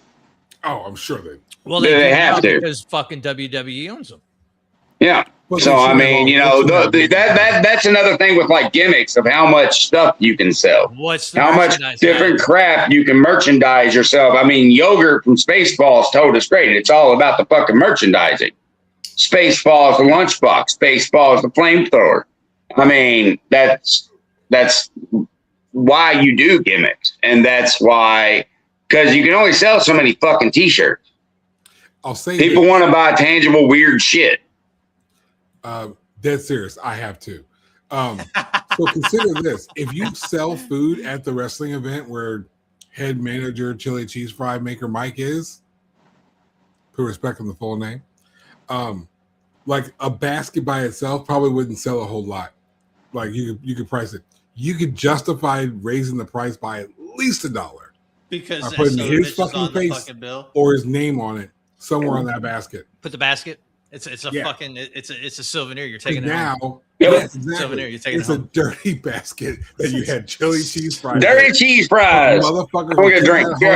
And they will wipe that motherfucker clean. It's so stupid.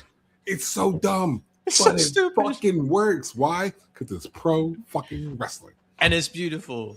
It is beautiful. Dude, I'm telling you, that whole episode was so much fun. And like when you said it to me, I was like, I've already watched this. Like, why did you send this to me?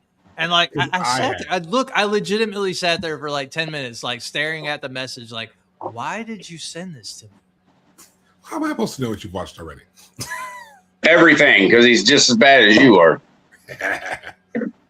But no, but I'm glad that you did, because it had been that long that I said I watched that episode, number one, but it was because of what we're talking about tonight. It definitely put it all in perspective of what, for me as a fan, what I look for in a gimmick to make me want to like that wrestler. Yeah. There were so many gimmicks, like Jayson said, in the 80s and the 90s, that I remember being a kid in the 80s, and gimmick, every wrestler was a gimmick. Yep. To where growing up, Brutus the Barber Beefcake, a gimmick. Jake the Snake Roberts. Jake the Snake. Actually, I think his persona was really who the fuck he was. The only part of the gimmick was just the snake. Go watch Beyond the Ring. Go watch the Beyond the Ring episode. It's fucking amazing. That son of a bitch has been through some shit. So. Yeah, no, I watched it. I've met him a few times, actually. I got to hang out with him a little bit. So, yeah. Yeah, it's, I don't know. I just, there's so much now that gimmick-wise,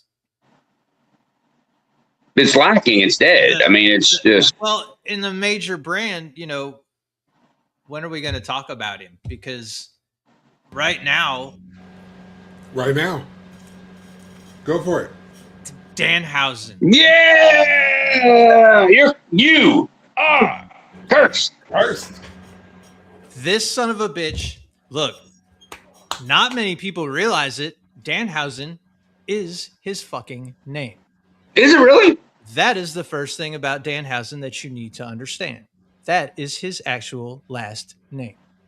Now, the other thing about Danhausen that I want to bring to your attention, he did not start and get famous from the WWE, sons of bitches. God, no. Oh, no. Or AEW. In here. Or AEW. No. Put some fucking respect on his name when you talk about him, or he will curse you, and that shit is real, because the motherfucking Knicks are going to win the goddamn NBA fucking championship. I swear to God, if they do. If the Knicks... Have you followed that, Jayson? Yeah, I've seen it. All right, so just in case, real quick, I'm going to let Joker finish because he's on a roll. But he cursed Stephen A. Smith, and then he lifted the curse off the Knicks. Because that was the curse he put on Stephen A. Smith. He lifted the curse, right? So first he cursed them, and they were losing. Then he lifts the curse, and they haven't lost since. And my Knickerbockers are not cursed anymore, and they're going to win the fucking NBA championship. I'm just if they do. Why? Because of Danhausen. If they do, this is what we're talking about with opportunity. If they do, if the Knicks win, the cross promotion with Danhausen will be outrageous. Not for WWE, for the Knicks. Just him. Him. Yeah, for the Knicks to take Danhausen and be like, we need all kinds, like Danhausen helped us win. Because mind you, I think, correct me if I'm wrong, while I obviously WWE has rights to it now because he works for them, there's a lot of shit that's Danhausen merch that Danhausen has rights for. He owns the rights to his shit. So that's awesome. Work with the Knicks. He needs to work with the Knicks and have Knicks Danhausen stuff. Give me your human dollars. Just a Knicks fucking jersey with Danhausen on the back of it, dude. I'd buy one. I don't even fuck with the Knicks like that. Look, this dude is a genius. He has trademarked everything about himself from his fucking name to his face. I saw that episode interview with him where he trademarked his paint. He was with the company no less than a month and became the #1 merchandise sales of the company, and they haven't seen sales like this in over 20 fucking years. It shows you that gimmicks work. Tell me that gimmicks are stupid and they don't work. Stop watching wrestling and go fuck yourself. No, gimmicks 100% work, man. I can't say anything greater than that. No, but they were like, this is Austin level, and Austin's the greatest T-shirt is Austin 316. The Austin 316. It's a black shirt, white print, basic ass font. Austin 3:16. He said one thing, one time on one show. Once. They make a T-shirt. It's the greatest professional wrestling. And he made it up off the cuff. Off his dome. Don't forget that. It wasn't planned. It wasn't written. He made it up out. He pulled it out of his ass. He had gotten injured. He had went to the hospital, came back. They came back like, all right, before your match, Jake the Snake Roberts ran. He had his biblical character. And we all know the story, but in case you don't, he goes in there, does the match, wins King of the Ring, and does his little post-match interview. It's like, you talk about your Psalms, you talk about your John 3:16s. Austin 3:16 said, I just whipped your ass. Sold. Yep. Billions of shirts. We're on that level of selling. Mind you, right now, there is Jey Uso with the Yeet stuff. There is still John Cena stuff. There is Roman Reigns stuff. There is Cody Rhodes stuff. There's Rhea Ripley stuff. Yeah. Number one. Danhausen. In less than a month of being signed to the company. One appearance, the first fucking appearance, which got laughed at, clowned, almost clowned to the point where I was afraid he was not going to be with the company very long. That next week, his merchandise sales went through the roof before he even stepped in the ring to show the world what he can do on the WWE fucking platform. Brilliant. Brilliant. And he's a hell of an in-ring talent. And Raw needed it because, like, SmackDown's got R-Truth. So, I mean, they have their relief. It's not, they're total different personas, total different characters. It's an entertainment aspect. He's not even just comedy. I don't even want to put him as just comedy because no, he's not comedy. He's an entertainment aspect. He is, I mean, because he's bigger. R-Truth is just like, he says some off the wall shit and you're just like, you know. With Danhausen, I mean, he's coming down the ring in a car like you will have. If you don't, you will have. Just like you have the Munsters coach, you're going to have the Danhausen card. Did they really already? WWE has this shirt. It's on WWE Shop. No shit. But next you're going to win. Sold. I'm telling you right now, the dude is a genius, and everything about what they are doing with him right now is on the right path. Yeah. They've given him in-ring time. They are starting to do a push work where there's somebody supposed to be coming back that he's like with his powers, because Danhausen is supposed to be a supernatural character. Don't forget that either. Right. The gimmick isn't just face paint. He's supposed to be a vampire type character. He's supposed to be supernatural. I'm waiting for the fucking teeth to come out a little bit more. Yeah. There's a lot to, and you got to go back and look at all sorts of indie stuff. You know, another gimmick that I honestly, I'm a huge fan of. Probably one of my favorite wrestlers in AEW. It's Orange Cassidy. I love Orange Cassidy. I went back and watched a bunch of old Orange Cassidy matches before there was an AEW. He's still the same dude. It's mind-blowing what Orange Cassidy has been able to get over in pro wrestling. Like, who comes out to one fucking firework? Yeah, and then all he does is this. That's great. His new shirt. As soon as he came out this week with that shirt on, I was like, I want that shirt. It's stupid as fuck. It's dumb as hell. It's his face sideways. And you take your glasses off and it fucking goes over his eyes. It's dumb as shit. But my dumb ass wanted to buy it. So that means 20,000 other motherfuckers around the world are like, I want that shirt. Yep. And that's the beauty of wrestling gimmicks. Gimmick. Because, okay, sure, Randy Orton is great. I'm a big fan of Randy Orton. Love Randy Orton. Swerve Strickland, fantastic. Love Swerve. Yeah. MJF, we've talked how we all know how we feel about MJF. It's my guy. He's my guy. But talk about people who live the gimmick. Nobody lives the gimmick better than MJF. Yeah. He lives the gimmick. He is his gimmick. every day. Well, yeah, I mean, that's just him turned up to like 11, 12, or 13. Like, I mean, that's another level. He likes being, and I'm not saying that he doesn't enjoy it. Like, the dude likes being a fucking prick. So, I mean, I like being a prick too. So, I mean, I like him. Hey, look, I've said it on previous shows. MJF, anybody representing MJF, let him come on our show and burn me, please. I want him to cut a fucking nasty ass promo on me. And like you said, it'd be fun to have him go through the haunt cutting a promo. Oh yeah, just shitting there on every fucking thing. That'd be so much fun. Oh, that'd be great. That'd be so fun. That'd be the best video that instant. And of course, we can't get away without talking about what is still the greatest gimmick in all of professional wrestling. Timeless Tony Storm. Tony Storm. Tony Storm is awesome. Tony Storm was great, but when Tony went timeless, and she went for that 1920s Marilyn Monroe. So like, I like it when a normal wrestler can like adapt to a gimmick. I think that's really important. I mean, to where you can take.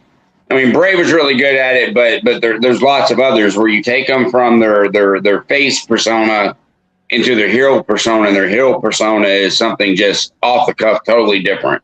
And Tony Storm did it great, but there's lots of others that have in the past and as of today, and just be able to. Becky Lynch. Becky Lynch is one. Becky Lynch becoming the man.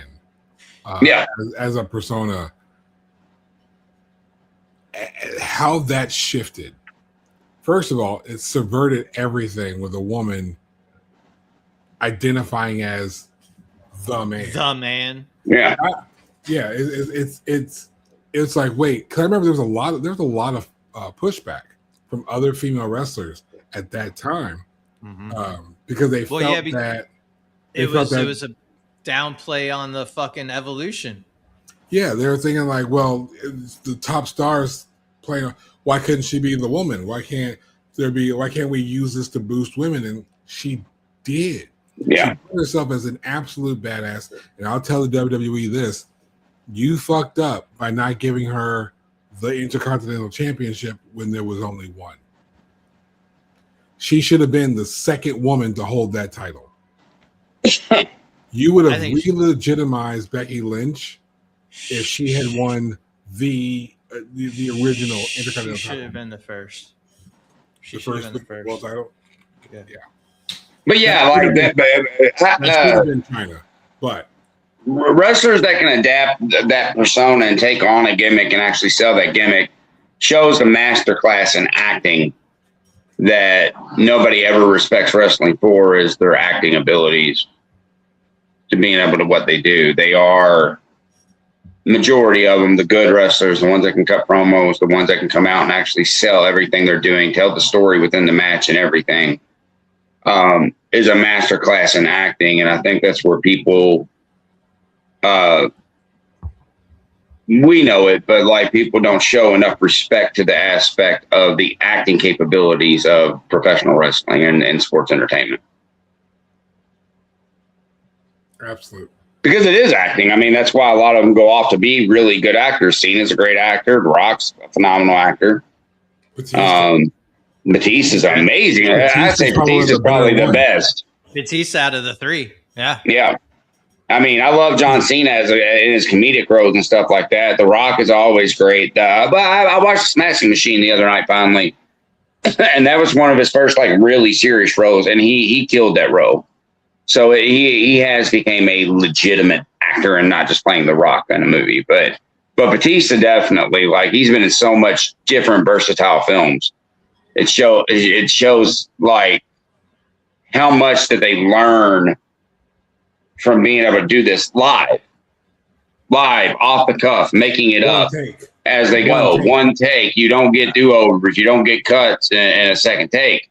So, and I think that's a lot of respect that needs to be thrown to professional wrestling, even the indies and everybody, of just how much of an actor you have to be. And I don't know. I've always thought that was something that's overlooked in wrestling. We always talk about in-ring abilities, cutting promos, which is acting, but nevertheless cutting promos and stuff like that. But the actual acting that these guys have to do to pull off to make it a believable character for you to believe it, especially in today's day and age, because everybody knows that, you know, it's predetermined and it's I don't want to say use the word fake, but like, you know, these people are friends. You used it like 8 times earlier. Well, probably. I don't like using the word fake with it because, I mean, these guys are stuntmen. I'd like to remind our fans and our listeners that the opinions and viewpoints of Jayson William Allen do not personally reflect the Moon or myself in any. I mean, you can comment me. I'll cut a fucking promo on anybody's ass worse than MJF. So, I mean,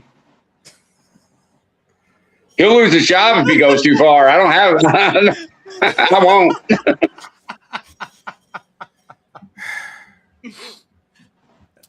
We've talked about okay, it's fake. Whatever. We've talked about Tony Storm. We've talked about Danhausen. Danhausen. We'll never get monetized, but we talked about cocaine. That's the wrestler. Cocainehouse. We're talking about it's a wrestler. It's his name. That's his name. I like Cocaine. He's great. Are we ready?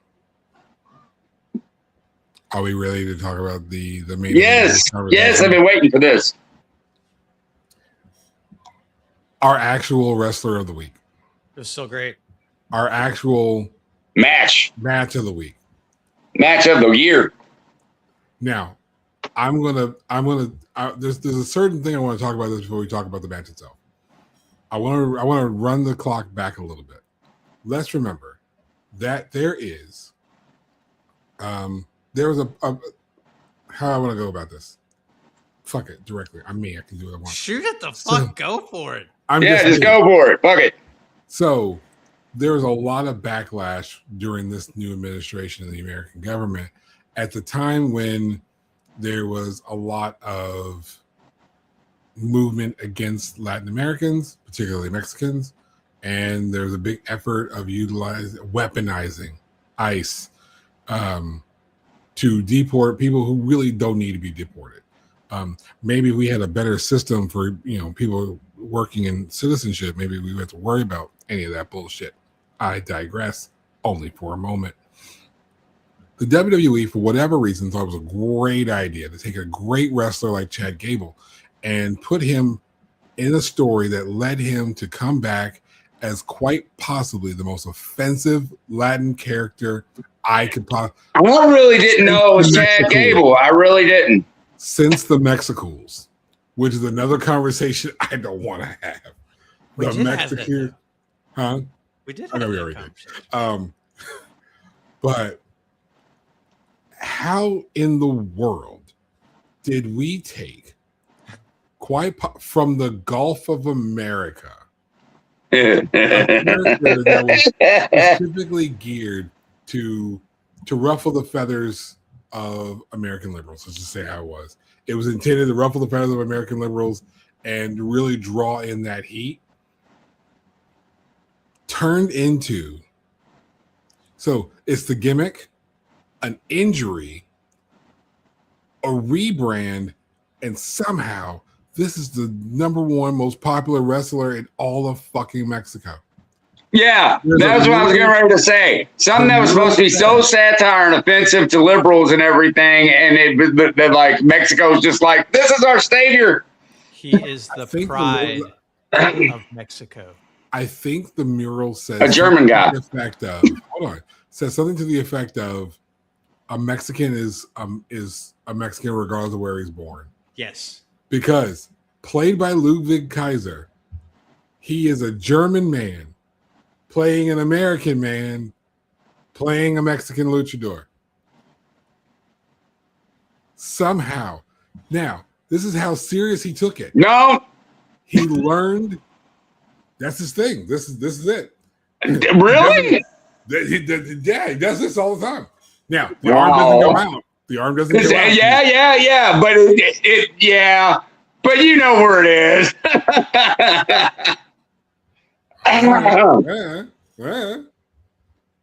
I wasn't watching AAA television, so I don't know what this signifies.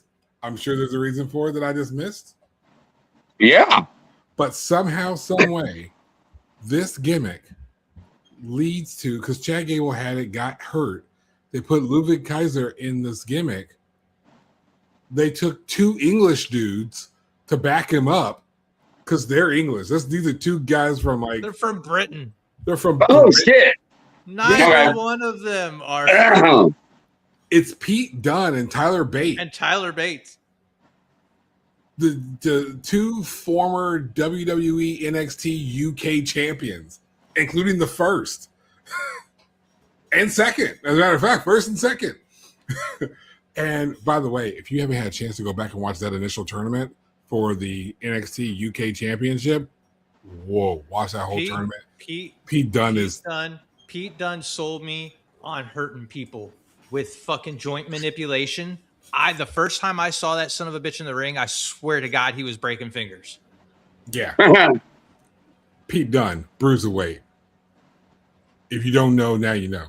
Sells it. But how did we get here? Because legit, El Grande Americano versus the original El Grande Americano, mask versus mask, is, if I'm not mistaken, was rated higher than Takeshita Okada. Yes. It was rated higher than CM Punk Roman Reigns. It was rated higher than Rhea Ripley Jade Cargill. It is possibly one of the higher ranking matches of the year so far by people who care about how they rank matches. As soon as the match was over, it was talked about match of the year, if not match of the decade. It's powerful. It shows you how, because you got to remember how long this gimmick, well, we're talking about gimmick, how long this gimmick, has been drawn out, and how offensive this gimmick is, how well perceived this gimmick is, and everybody playing along with this gimmick to come to the climax. We know who each one of them is. We know all this stuff, but even the fan base, knowing, played along with the gimmick of not knowing. That was the fun of it. It was so entertaining, and it drew everybody in, and it brought everybody together with it, that it's what made it sell so well. And on top of that, they probably had, literally, regardless of the gimmick, the best match of the year. Hands down, technicality wise, is how it sold. And I think there's some respect has to go to Chad Gable and Ludwig Kaiser. Particularly Ludwig Kaiser in this respect, because he took the time to, all right, if I'm going to hold this character and particularly bring it to AAA, I'm going to perfect my Spanish. I'm going to be able to. He learned Mexican. He did not learn just Spanish. He learned local fucking dialect. So he learned the dialect. Yeah. So, which is hard.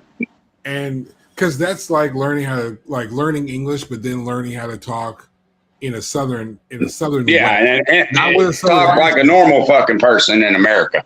Right. Because mind you, me and Jayson, we're currently residing in Kentucky. Joker is in practically Kentucky because it's in southern Indiana. He has better taxes than we do. It's fine. The taxes are better in Indiana. Our governor is better. But there's a southern way of talking. Their side of the walking bridge is way better. Oh yeah. There's no question there. Me and Jayson were driving through the other day. I'm just like, fuck. New Albany's so fucking clean. Everything was clean. So I didn't step on a heroin needle and get an addiction. It's fucking. Anyway, point here is that there's a southern way of talking that even people from Minnesota, Wisconsin, or from California and Washington, or from New York or Maine have a hard time fully understanding what we mean when we say certain particular phrases. So there's a southern way of talking. So you can learn English all you want to, but there's a way you have to talk when you're down here. Yep. Let's do a couple of little It's that 11. It's that 11 herbs and spices lingo. It is because I'm black. You talk about chicken. Is that what it was? No, shut the fuck off. No, but we season our food down here. That's the difference. Our food has flavor. We season our food with more than just cheese. Hi, Wisconsin. Shout out to all of our fans in Wisconsin. But no, seriously, like there's a lot of work that he put into legitimizing Grande Americano. He embraced the culture. He embraced everything about lucha. I've said it several times. I love lucha wrestling. Yeah. It is different. We're still waiting for Underground. It is different than American wrestling. It's different than what you're seeing on these major brands. And that's why it's exciting that you do have these major companies that have now purchased these lucha brands like Triple. Just hope they don't ruin it. And I don't think they will, because the fan base of lucha is far, far different than American fans. They won't. They are so passionate and they love everything about it. It's a different thing. It's a different. And I'm sure you guys have, but you watch like lucha, like independent lucha wrestling. Yeah, and stuff like that. It's fucking beautiful. Oh yeah. They get the crowd involved, over the top, and everything. Yeah. Huge lucha fan, and that's why with these two guys this weekend, I wanted both of them to be my wrestler of the week because they both performed on a totally different level. I have never seen Chad Gable work like this ever. And you knew he was good, but like this was different. This was brought him up here. I remember American Alpha. American Alpha was a great tag. Yes, but he brought something special to the table this weekend that I didn't know he had. Yeah, if you go back and you watch like them in tag teams, Chad Gable was in American Alpha with Jason Jordan. And Ludwig Kaiser, before he was Ludwig Kaiser, went by his real name Marcel Bartel, and he was with what does he go right now? Giovanni Vinci. Yeah. And when they were a tag team, they were great tag teams. Yes. And they've done great work when Chad Gable comes up and he's got like Alpha or the Alpha Academy or whatever. And then you have Imperium. You're talking about a dude though that was given gimmicks, and you talk about somebody that he stays through the bullshit. The Shorty G gimmick could have killed his whole career. Should have killed his whole career. Shorty G should not have survived. No. But he owned Shorty G. Owned it. I almost forgot. I remembered Shorty G right before you said it. Owned it. I forgot about Shorty G. And I think as absolutely shitty as that gimmick was, absolutely trash. He still got it over a little bit. Shorty G is like Stardust. Yeah. That is his Stardust. You look at Cody Rhodes and anytime he does that cartwheel across the ring, that's a little nod to Stardust that he never wants to talk about. But he knows we all know. He knows we all think he does the little cartwheel. That's all he does. Chad Gable has put himself in this match. Matter of fact, both of them have, because neither one of them are really respected. No, they were both being underutilized at the time. Even when Chad got injured at the beginning of the whole Americano deal, it was still not being pushed the way that it could have been. Yeah. And then Kaiser took the wheel, and he's gonna ride this fucking train till the wheels fall off. And I don't think they're ever gonna fall off. I'm not where he's at right now. Not in AAA. I don't think so. I'd go so far as to say that there is no more Ludwig Kaiser. No, Ludwig Kaiser. Marcel Bartel is playing El Grande Americano. Ludwig Kaiser is gone. Ludwig Kaiser's no more. So what we alluded to earlier is the match that we know is coming. It has to come. It has to. Dominic Mysterio, Dirty Dom versus El Grande Americano at Triple Mania. Has it been announced? No. Will it be? It's gotta happen. It's gotta happen. How much do you want to put on it? I'm gonna put dollars down. I'm gonna put shit on it because they got to get a belt on him, and the only person to take the belt off of is Dominic, so it's got to happen. In the past Triple month, Mania is coming up, isn't it? It's not too far away. In the past month, how many times have we been wrong? Do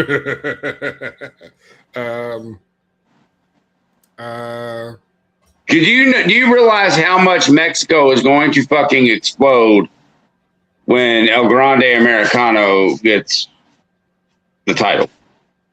It's going to blow up. Mega champion, it's going to be a different level for AAA. So Triple Mania 34 is 2 nights. It's September 11th, September 13th. I think WWE has 2 different locations. Yes. I think the first night's in Vegas. Something like that. And then the second night is back in Mexico. Yes. So I'm going to vote. I'm gonna put it out here. I think main event, night 2, Dirty Dom, a Grande Americano, AAA Mega Championship, and there is no, you can't let this sit for a year to do it again, to run it back, if you would. It has to be now. The iron is hot. No DQ. Must strike. No DQ. And it has to be some type of stipulation, really just amazing. Because here's the bad thing is, like, as great as the match was the other night, the El Grande match, the Dirty Dom and El Grande Americano has to be equally as good, if not better. So I say that they tried to do the match sometime beforehand, and between Los Americanos and the Judgment Day, there's a scuffle and a DQ. Do that early. Do that before Triple Mania. Yes. And then Triple Mania with the Judgment Day, with Los Americanos. This match, if it's no DQ, falls count anywhere. Yep. I would even say not falls count anywhere, but no score. Difference being, I want all the action right there. Right there. I want the final beat of the match, center of the ring. Okay. Grande Americano, with or without the little plate, takes out, because there's already a story there. Yeah. There's already a story there with Dom having brought in Americano for help here and there. Mexican street fight. That way they can use some knives and shit. I'm joking. That was a complete fucking joke. The opinions of Jayson William Allen. No, but it's got to have a stipulation where it can be better than you got to top. It's going to be hard, but they got to top that match. I don't think you focus on trying to top. I get what you mean. It's got to top it in some way. I don't know if you can, though. You can always top it. If you're trying, it's not going to happen. No. But it needs to have the booking to have the ability to top it. This is already a marquee match. Plain. It's already a marquee match. It hasn't happened yet, and it's already in the running for match of the year. Yeah. Because Marcel is not just a wrestler anymore. He is a legitimate fucking luchador. That's insane to say. You're right, but that's insane to say. Dominic Mysterio is a luchador. He's not just a professional wrestler anymore. He is a legitimate fucking luchador. So you are now taking a story that's there. Like you said, it's already there. The storyline's already there. You don't have to build it. It's already there. But you're taking 2 luchadors not two wrestlers. And that actually matters. It's kind of like if someone said, hey, go ahead and buy your Oba versus Roman ticket now. We know the match is coming. And what stipulation does it need? Doesn't need one. It doesn't. It's Oba Femi versus Roman Reigns. Ula Fala versus Red Beads. Like, it's the battle of the beads at this point. Pepper necklace. Battle of the beads. Pepper necklace. We already did a battle for the beads. All due respect to the with Solo. But technically, the Jacob match was. Yeah. But that's the thing. We all know that match is coming. And we already know it's sold. Like, it sells itself because of what it is. Because of the work that Oba has already done and the work that Roman's already done. Shout out to Dominic Mysterio embracing the gimmick that was his father of Eddie Guerrero. We probably should have talked about that early. Dominic Mysterio and the work that he has done to being one of the greatest heels of all time. That dude has been a gimmick since he was like fucking 9 years old. Yeah. I think it was younger. I think he was like 7 or 8. He was like 5 or 6 when they did the fucking Eddie thing. Yeah. WWE's been working him harder than a fucking Chinese sweatshop. Yep. You're welcome. That gimmick of Eddie's son has been circling Dominic Mysterio since he was like 6 or 7. And now it's playing into Dirty Dom. He still plays the deadbeat dad gimmick, man. And that still goes. Like, I mean, we all know that the Dom gimmick is the Dom and Ray gimmick. Like, Dom's going to be Ray's retirement match. And it should be. Should be. And look, now it's going to be even more possible because they have just made Rey Mysterio the freaking GM of AAA. Right. On-air authority character. What better way to retire in ring? I don't have to wrestle anymore. I'm fucking GM of AAA. So, do you think he would retire in WWE or in AAA? Is there a difference anymore? No, because it's owned by the same company. No, but what stage would you retire him on? I think AAA. AAA. If I was to choose, AAA. Yeah, AAA. Rey Mysterio is the name itself. The history of the name Rey Mysterio goes beyond Rey Junior. Mysterio. Yeah. So to his uncle. Yeah, it would make sense to do it in Mexico. Like, I think Ray, he'll keep wrestling, but yeah, that retirement match needs to be in AAA, and I think you have the story building up to it with Dom and Ray, with Ray being in charge and in charge of the title, and that leading into El Grande, because that's September, dude. Yes, it's just that June. Far. It's 3 months. I know, that's sad. Not that far away. Looking at the calendar, about 3.5. It's 3.5 months. Don't remind Joker. That's when he's his busiest. He's like, fuck work. Thanks for the reminder that time is not my friend right now. Hey. Time is not my buddy. But it's still 3.5 months. But it's still 3.5 months. But it's 3.5 months. It's not that much time. But you can tell a lot of story in 3.5 months. You can. Now I'll ask you guys this question: should Dom Mysterio be mega champion when this happens? Between his dad? No, the El Grande match. When El Grande wins the mega championship, should he take it off of Dom? Yes. Yes. I don't want to see him take it off of anybody else. No, it has to come off Dom. Dom is probably the great. Right now, Dom is the greatest heel that Lucha has. So he's one of the greatest heels that wrestling has. Yeah. Outside of MJF. Yeah. So other than Logan Paul, because Logan Paul's great. It legitimizes El Grande as not just the pride of Mexico, but as the face. Yeah. Not just the physical face of AAA, but the face, the baby good face. guy.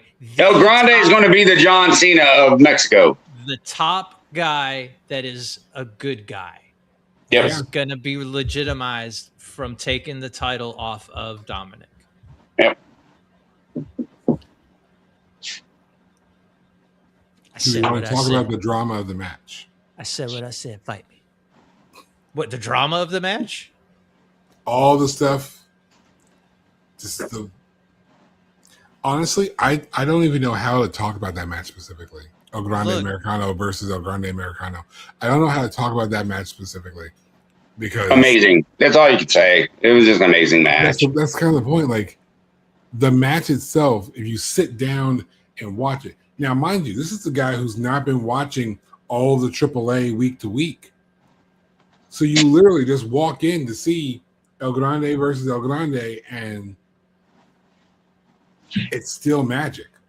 I mean, regardless of the storyline, regardless of the gimmick, the match itself was just phenomenal. You could have just tuned in watching wrestling for the first time, and that would have got you hooked to watching wrestling.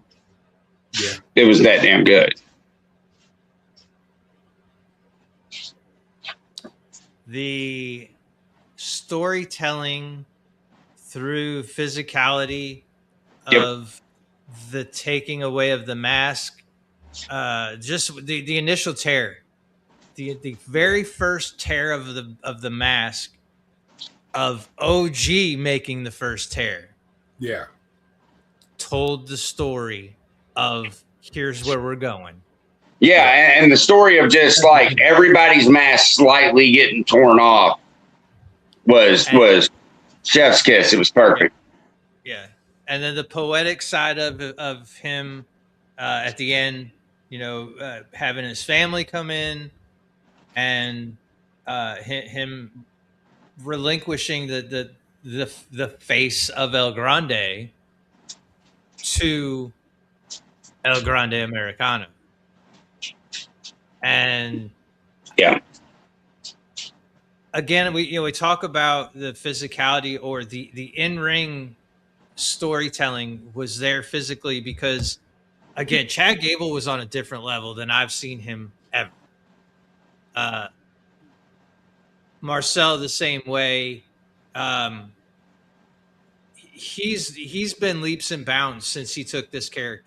Since he took this character, absolutely I've insane. watched his in-ring has been so much more fun to watch. Like, I'm not saying he was a bad wrestler before. No, don't fucking get it twisted and thinking that that's what I'm saying. I'm saying that he has found his niche. His gimmick is El Grande Americano, which is still wild to me. But again, like, it's to the point where I feel like it's appropriate. Like we said a moment ago, Ludwig Kaiser is dead. It's no more. It's there. There's no reason to be Ludwig Kaiser anymore. I mean, shit, Marcel might be dead too. Like he might just be a Grande Americano. You make a great point. To be honest, that's a great point. There may not have to. This just may be who I is. Like, because Rey Mysterio in the tradition of lucha, you don't take your mask off. You just are. Like Rey Mysterio, go everywhere with that. Rey Mysterio's name is Oscar, but you don't talk about Oscar. No one talks about fucking. No, actually, it's the first time I've ever heard his real name. Right, exactly. He's been wrestling for like 20-something, 30-something. And he's wrestled without a mask on and with a mask on. So right, yes. Which I thought was really funny. He was on commentary talking about how once you lose your mask, that's it. And I'm thinking, bitch, didn't you lose your mask? Let's rewind, son. Yeah, the 90s didn't die completely. Like we still. I remember blonde Rey Mysterio. He's living in that alternate universe that everybody talks about. Never happened. It was in WCW, so it didn't happen. That was OG Rey Mysterio, not the real Rey Mysterio. No, but like that's the thing. Like he's El Grande Americano now. Yes. Like Ludwig Kaiser, like we should not even use that name anymore. Never. No, it's gone. I mean, it was just a past character he played. And And being as big a lucha fan as I am, I want to see him live this gimmick. Yeah, no, he has to. I I don't think want to see any TMZ footage of Marcel without his fucking mask. and the thing is, like, I think unless he's in court, I think because he learned obviously Spanish, he learned Mexican, he's taken over this whole persona. I think he's really fell in love with the character enough to actually and I hope so be this lived gimmick. To be a luchador and to wear the mask is in their culture is a very big deal. Yeah. You know, we talk about the predetermined side of wrestling. Set that shit aside. The culture of lucha is part of Mexican culture. Right. So when you see paintings and murals in Mexico City of just a lucha mask, it's not just a mural. It's probably it's to give tribute to a past luchador that's probably dead and gone.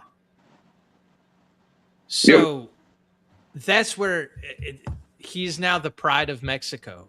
So this, I don't think needs to be a gimmick anymore. It needs to be who he is. It needs to be his persona. It needs to be who he is. Today in Moon Eagles Wrestling, we mourn the death of Ludwig Kaiser. Yeah. As we celebrate the life and legacy of El Grande. El Grande Americano. Oh, I bet Gunther's sad. Honestly, that first of all, shout out to his best fucking friend. How fucking proud would you legitimately be? Because super proud. Who's more over, El Grande Americano or Gunther? Are you kidding? You just asked? Not seriously. That was a rhetorical question. Yeah. Like, come on now. Gunther has to be proud. Like, all of wrestling has to be proud. AEW has to be proud. There are people who hated this gimmick with a passion. I liked it. Gracias. That was dumb as shit. Fuck all that. Exactly. That's why I liked it. It was that fucking stupid. But what it has become to win us over.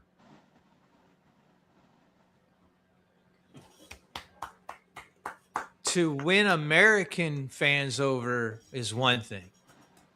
He won over lucha fans. I have no idea how that happened. I legitimately do not know how it happened. It's the great storytelling behind a very good gimmick. It's the embracement of the character and the culture. He won over an entire country. An entire country.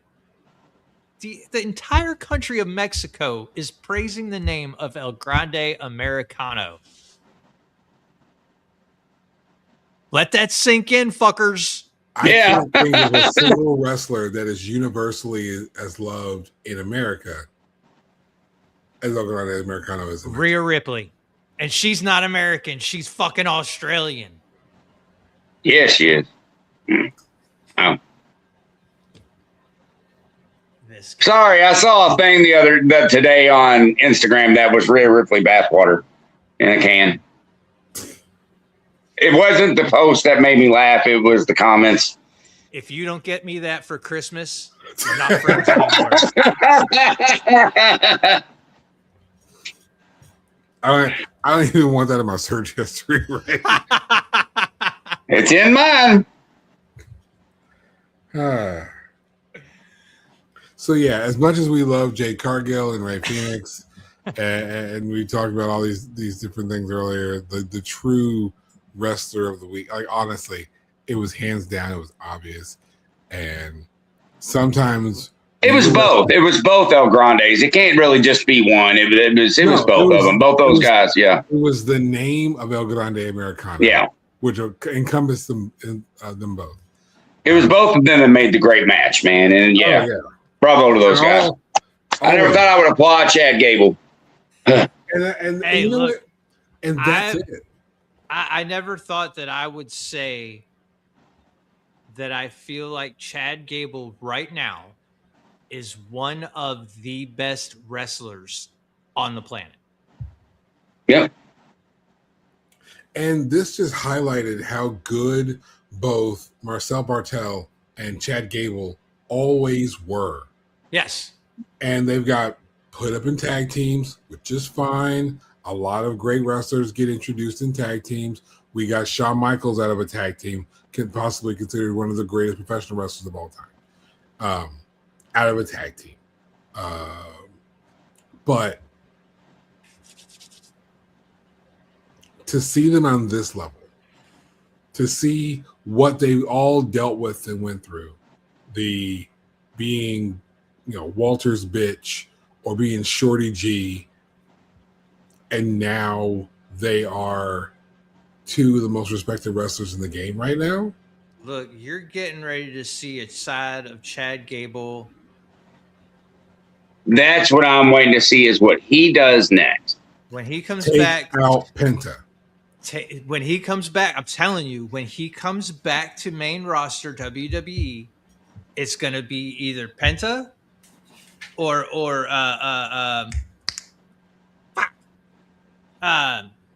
he's going to go straight for a fucking one of the world titles. I don't want him there yet. I don't either. I would love to see him go for the IC title and take it off Penta. Yeah. I love Penta and I love seeing him as the IC champion, but after that match, he needs some type of flowers because that was impressive. How about this? We get Chad Gable versus Penta, takes the IC title off of Penta, and then we do the run, a feud with LA Knight. Ooh. I would like an LA Knight Chad Gable feud. That'd be good. Here's why I'm voting for this. Because where Chad Gable was is where I think LA Knight is. Yeah. Where Chad Gable is where LA Knight needs to be.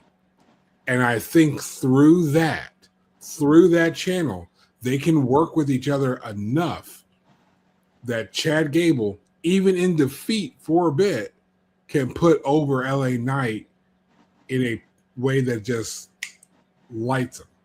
They best not put him back with the Alpha Academy. Do not make that man a clown again. I think they're busting that apart with the whole Maxine Dupree going with the Vision. Oh, I agree, but they can still find a way to put his ass in a faction. And then she'll just be in the hospital, so it really doesn't matter. But it's the creeds you have to worry about. Yes, it's the creeds you have to worry about. He was with that the creeds. Yeah, because of yeah. So no, they need to go away. That he needs to be a solo single wrestler.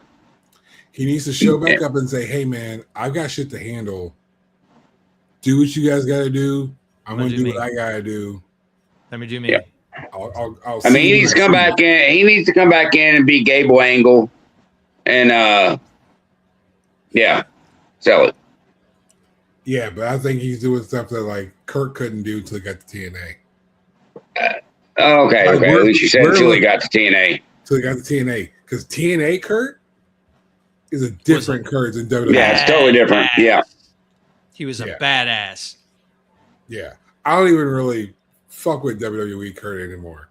I do think that like that match alone is going to bring Chad a different level of respect than he had when he goes back to main roster from the fans. He will be like cheered through the street like that. You need him on Raw. You need to do the bumper that says, "Hey, in the next segment, Chad Gable returns." Put him in a match. Have his opponent come out first. This way, the next person to come out is Chad Gable. Yep. Pause. New music or go back to something's got to present differently. Chad Gable comes out alone. That's how you reintroduce Chad Gable. Yeah. Say nothing. Let him beat the shit out of whoever that dude is in the ring. And then cut a promo. That's it. Cut a promo. That's how you get Chad Gable. It has to be done exactly that. I know how it sounds, but it has to be exactly that way because you want to make sure everyone in the crowd knows Chad is coming. Matter of fact, do the bumper, have his opponent come out before the commercial break. I got it. Okay. The Obafemi Open Challenge. You said nobody could beat Obafemi. Chad Gable right now could beat Obafemi. I like where you went with that. I like where you don't want to admit it. I don't really want to see Ova lose either. But at least go the distance. He would at least go the distance with him. He would go the distance with him and get respect on his return. I would be comfortable with a double count out or there's your Brock Lesnar interference. There's your Brock Lesnar interference. I want no interference. No. Chad needs the legit win. This is his moment to show that he's not old Chad Gable anymore. This is his moment to show that his time of learning the art of lucha was worth something. Yeah. And now he's coming home and he's kicking the shit out of the guy that's everybody's saying nobody can beat. And especially somebody they're going to count out fucking Chad Gable being the guy to do it. Chad Gable's kind of cut, y'all. I honestly wouldn't mind Chad Gable and Gunther feud. That actually makes more sense. Gunther's got the whole thing with Cody right now. They're going for the rematch. Yeah, but they can't keep going with that because it's a shit storyline. But honestly, though, if you let that run and get the belt off Cody on Gunther and then put Chad Gable against Gunther for the WWE Championship. Yeah, but you're talking a little over a year's worth of storyline to play with. You wouldn't. Yeah, I'm talking about right now. Right now, what he needs to overcome. Yeah, you wouldn't have to do it over a year. Because how pissed off would Gunther be if he wins the title off of Cody and a week or two later loses the title to Chad Gable? Chad fucking Gable. The dude that just got beat by his friend. But that's the thing, though. I don't want people cutting promos and trying to talk bad on him. You put respect on that motherfucker's name. Yeah. I mean. You know what I'm saying? Like, yeah, you're right. I mean. That's just as bad as pulling back the Shorty G comments. They already tried that once with Gunther and Chad. Yeah. I forgot Gunther was in that. They already played that shit. This is a different Gunther. But it's a different Chad Gable, too. So the promos would have to be different. And all that would come out of Gunther's mouth would be some stupid shit and not, just not putting respect on it on his name. That's the thing. I get where Joker's coming from. Like, Chad's got to come back as a dominant force. Exactly. I agree. I don't think Oba is the target. I do understand the story. You're right about the story and the presentation. I'm a little biased. I don't want it to be Oba. Oh, because Oba is he's on a different track right now. And I don't What about I want to say this just because I don't like what's going on with it. I know it has to happen, but this Vision Seth Rollins thing just needs to come to a head and pop because, like, you can't ever get the Vision together because they're always, on vacation.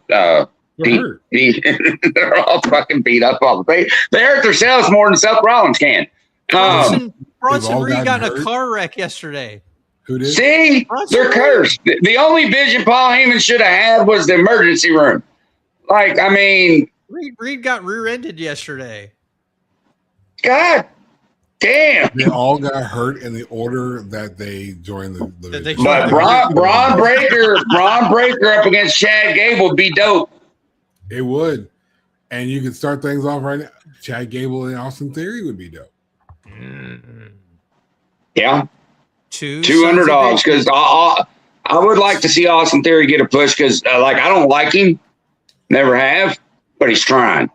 That's your match. Chad Gable, Austin Theory. That's it. That's your match. It'll let Theory kind of breathe. Logan's out. Damn it, and let him be go solo for a little while, and a feud with Chad Gable would be pretty fucking dope. Yeah. That's it. That's the match. Chad Gable, Austin Theory. That's Now, see, how hard was that at a creative meeting? Not hard at all. WWE. Just hire us. Yeah. If shit comes to fruition, I need a paycheck. If we all do. No shit. We're splitting that out. On that note, though, we've gone almost a long time. This is a good podcast, man. I had a good time. We don't do short shows. There's no point. Fuck a timeline. I dead set. I'm gonna put the new shirt out. It's gonna be this logo. We have to and get just it made. hashtag no short shows. We have to get them made before we go to AEW. It's just like a week. I can't get them here in a week. You got a friend? You got a friend that can make something? I did. We'll figure it out. No short shows. Don't forget, come to Malice Manor this weekend for Lord Rancor's birthday. Bring him some salt. Bring him some salt. And yeah, man, had fun. So we're gonna plug literally fucking everybody. I'm gonna be on a podcast tomorrow too. All right. Oh, you're on Star Chamber, ain't you? Yeah. Awesome. You're gonna have fun. I didn't know There's you were so the guest much on Star shit going Chamber. on, dude. I'm sorry. I didn't know you were going to be on Star Chamber. I didn't know. I saw the post. I saw the post on Instagram today. Yeah, they it was like 2 o'clock this afternoon. Yeah. So, okay, let's see if I can get through this. Let's do it. Tune in tomorrow at 9 o'clock as our Joker joins Holly and Steven from Imaginarium on the Star Chamber show on the Podbean app. Yes, they're still doing live podcasts on Podbean for now. They are going to be moving, but you will tune into the Star Chamber show to figure out when and where they're moving to. Also, this weekend, Malice Manor, Rancor's birthday. Drop the address. What's the address? 640 Providence Way, Clarksville, Indiana. Head there next weekend, Saturday and Sunday. No, Friday and Saturday. Friday and Saturday. Friday and Saturday, this 5th and 6th for Rancor's birthday. I will actually be in Lexington for Scarefest, Spawn and Scarefest, but they're not paying me. I'll be at Spawn and Scarefest too on Saturday, but I'm still going to Rancor's birthday because that's a birthday I won't miss. Yeah. Get a hold. I'm in Lexington. I'm not leaving. Gas prices are too high for me driving all the way. Go to our link in the description to find the information on MetalFest 15. Send them a like, a donation. Go to the event. It's only $15 for the day, $25 for the weekend. You can splurge for the weekend pass. It's fine. The economy sucks, but I think it's worth it. What the fuck else do we got going on besides any of that? That's it. Check out Jason William Allen on JWA TV. And find Hallowed Hills Entertainment because Hallowed Hills Entertainment. Yeah, we're doing some stuffs. And find the award-nominated Malice Manor Cribs. Imaginarium. You know the dates to Imaginarium? The 17th and 19th of July, because I will be there. Joker will be there. Jayson will be there. Jayson will be performing there. I will on Friday. Be present, and I will be there. On you notice how he had to say he'd be there like 4 times, right? Because I'll be there. Ego. I'll be there. Hey, I'll be there. I'll be there. Joker will be there. I'll be there. He'll also be there. And who else will be there? Joker will be there. We'll all be there. So I'll be there. So do all the things and like and subscribe, all the stuff that we tell you to do here. Tell a friend to tell a friend. I stole that from the Millennial Mamas podcast. So shout out to Shalaja. We're promoting to this podcast because I can. Yeah, I think that's it. I think that's all the things. Share the shit. We out. Later.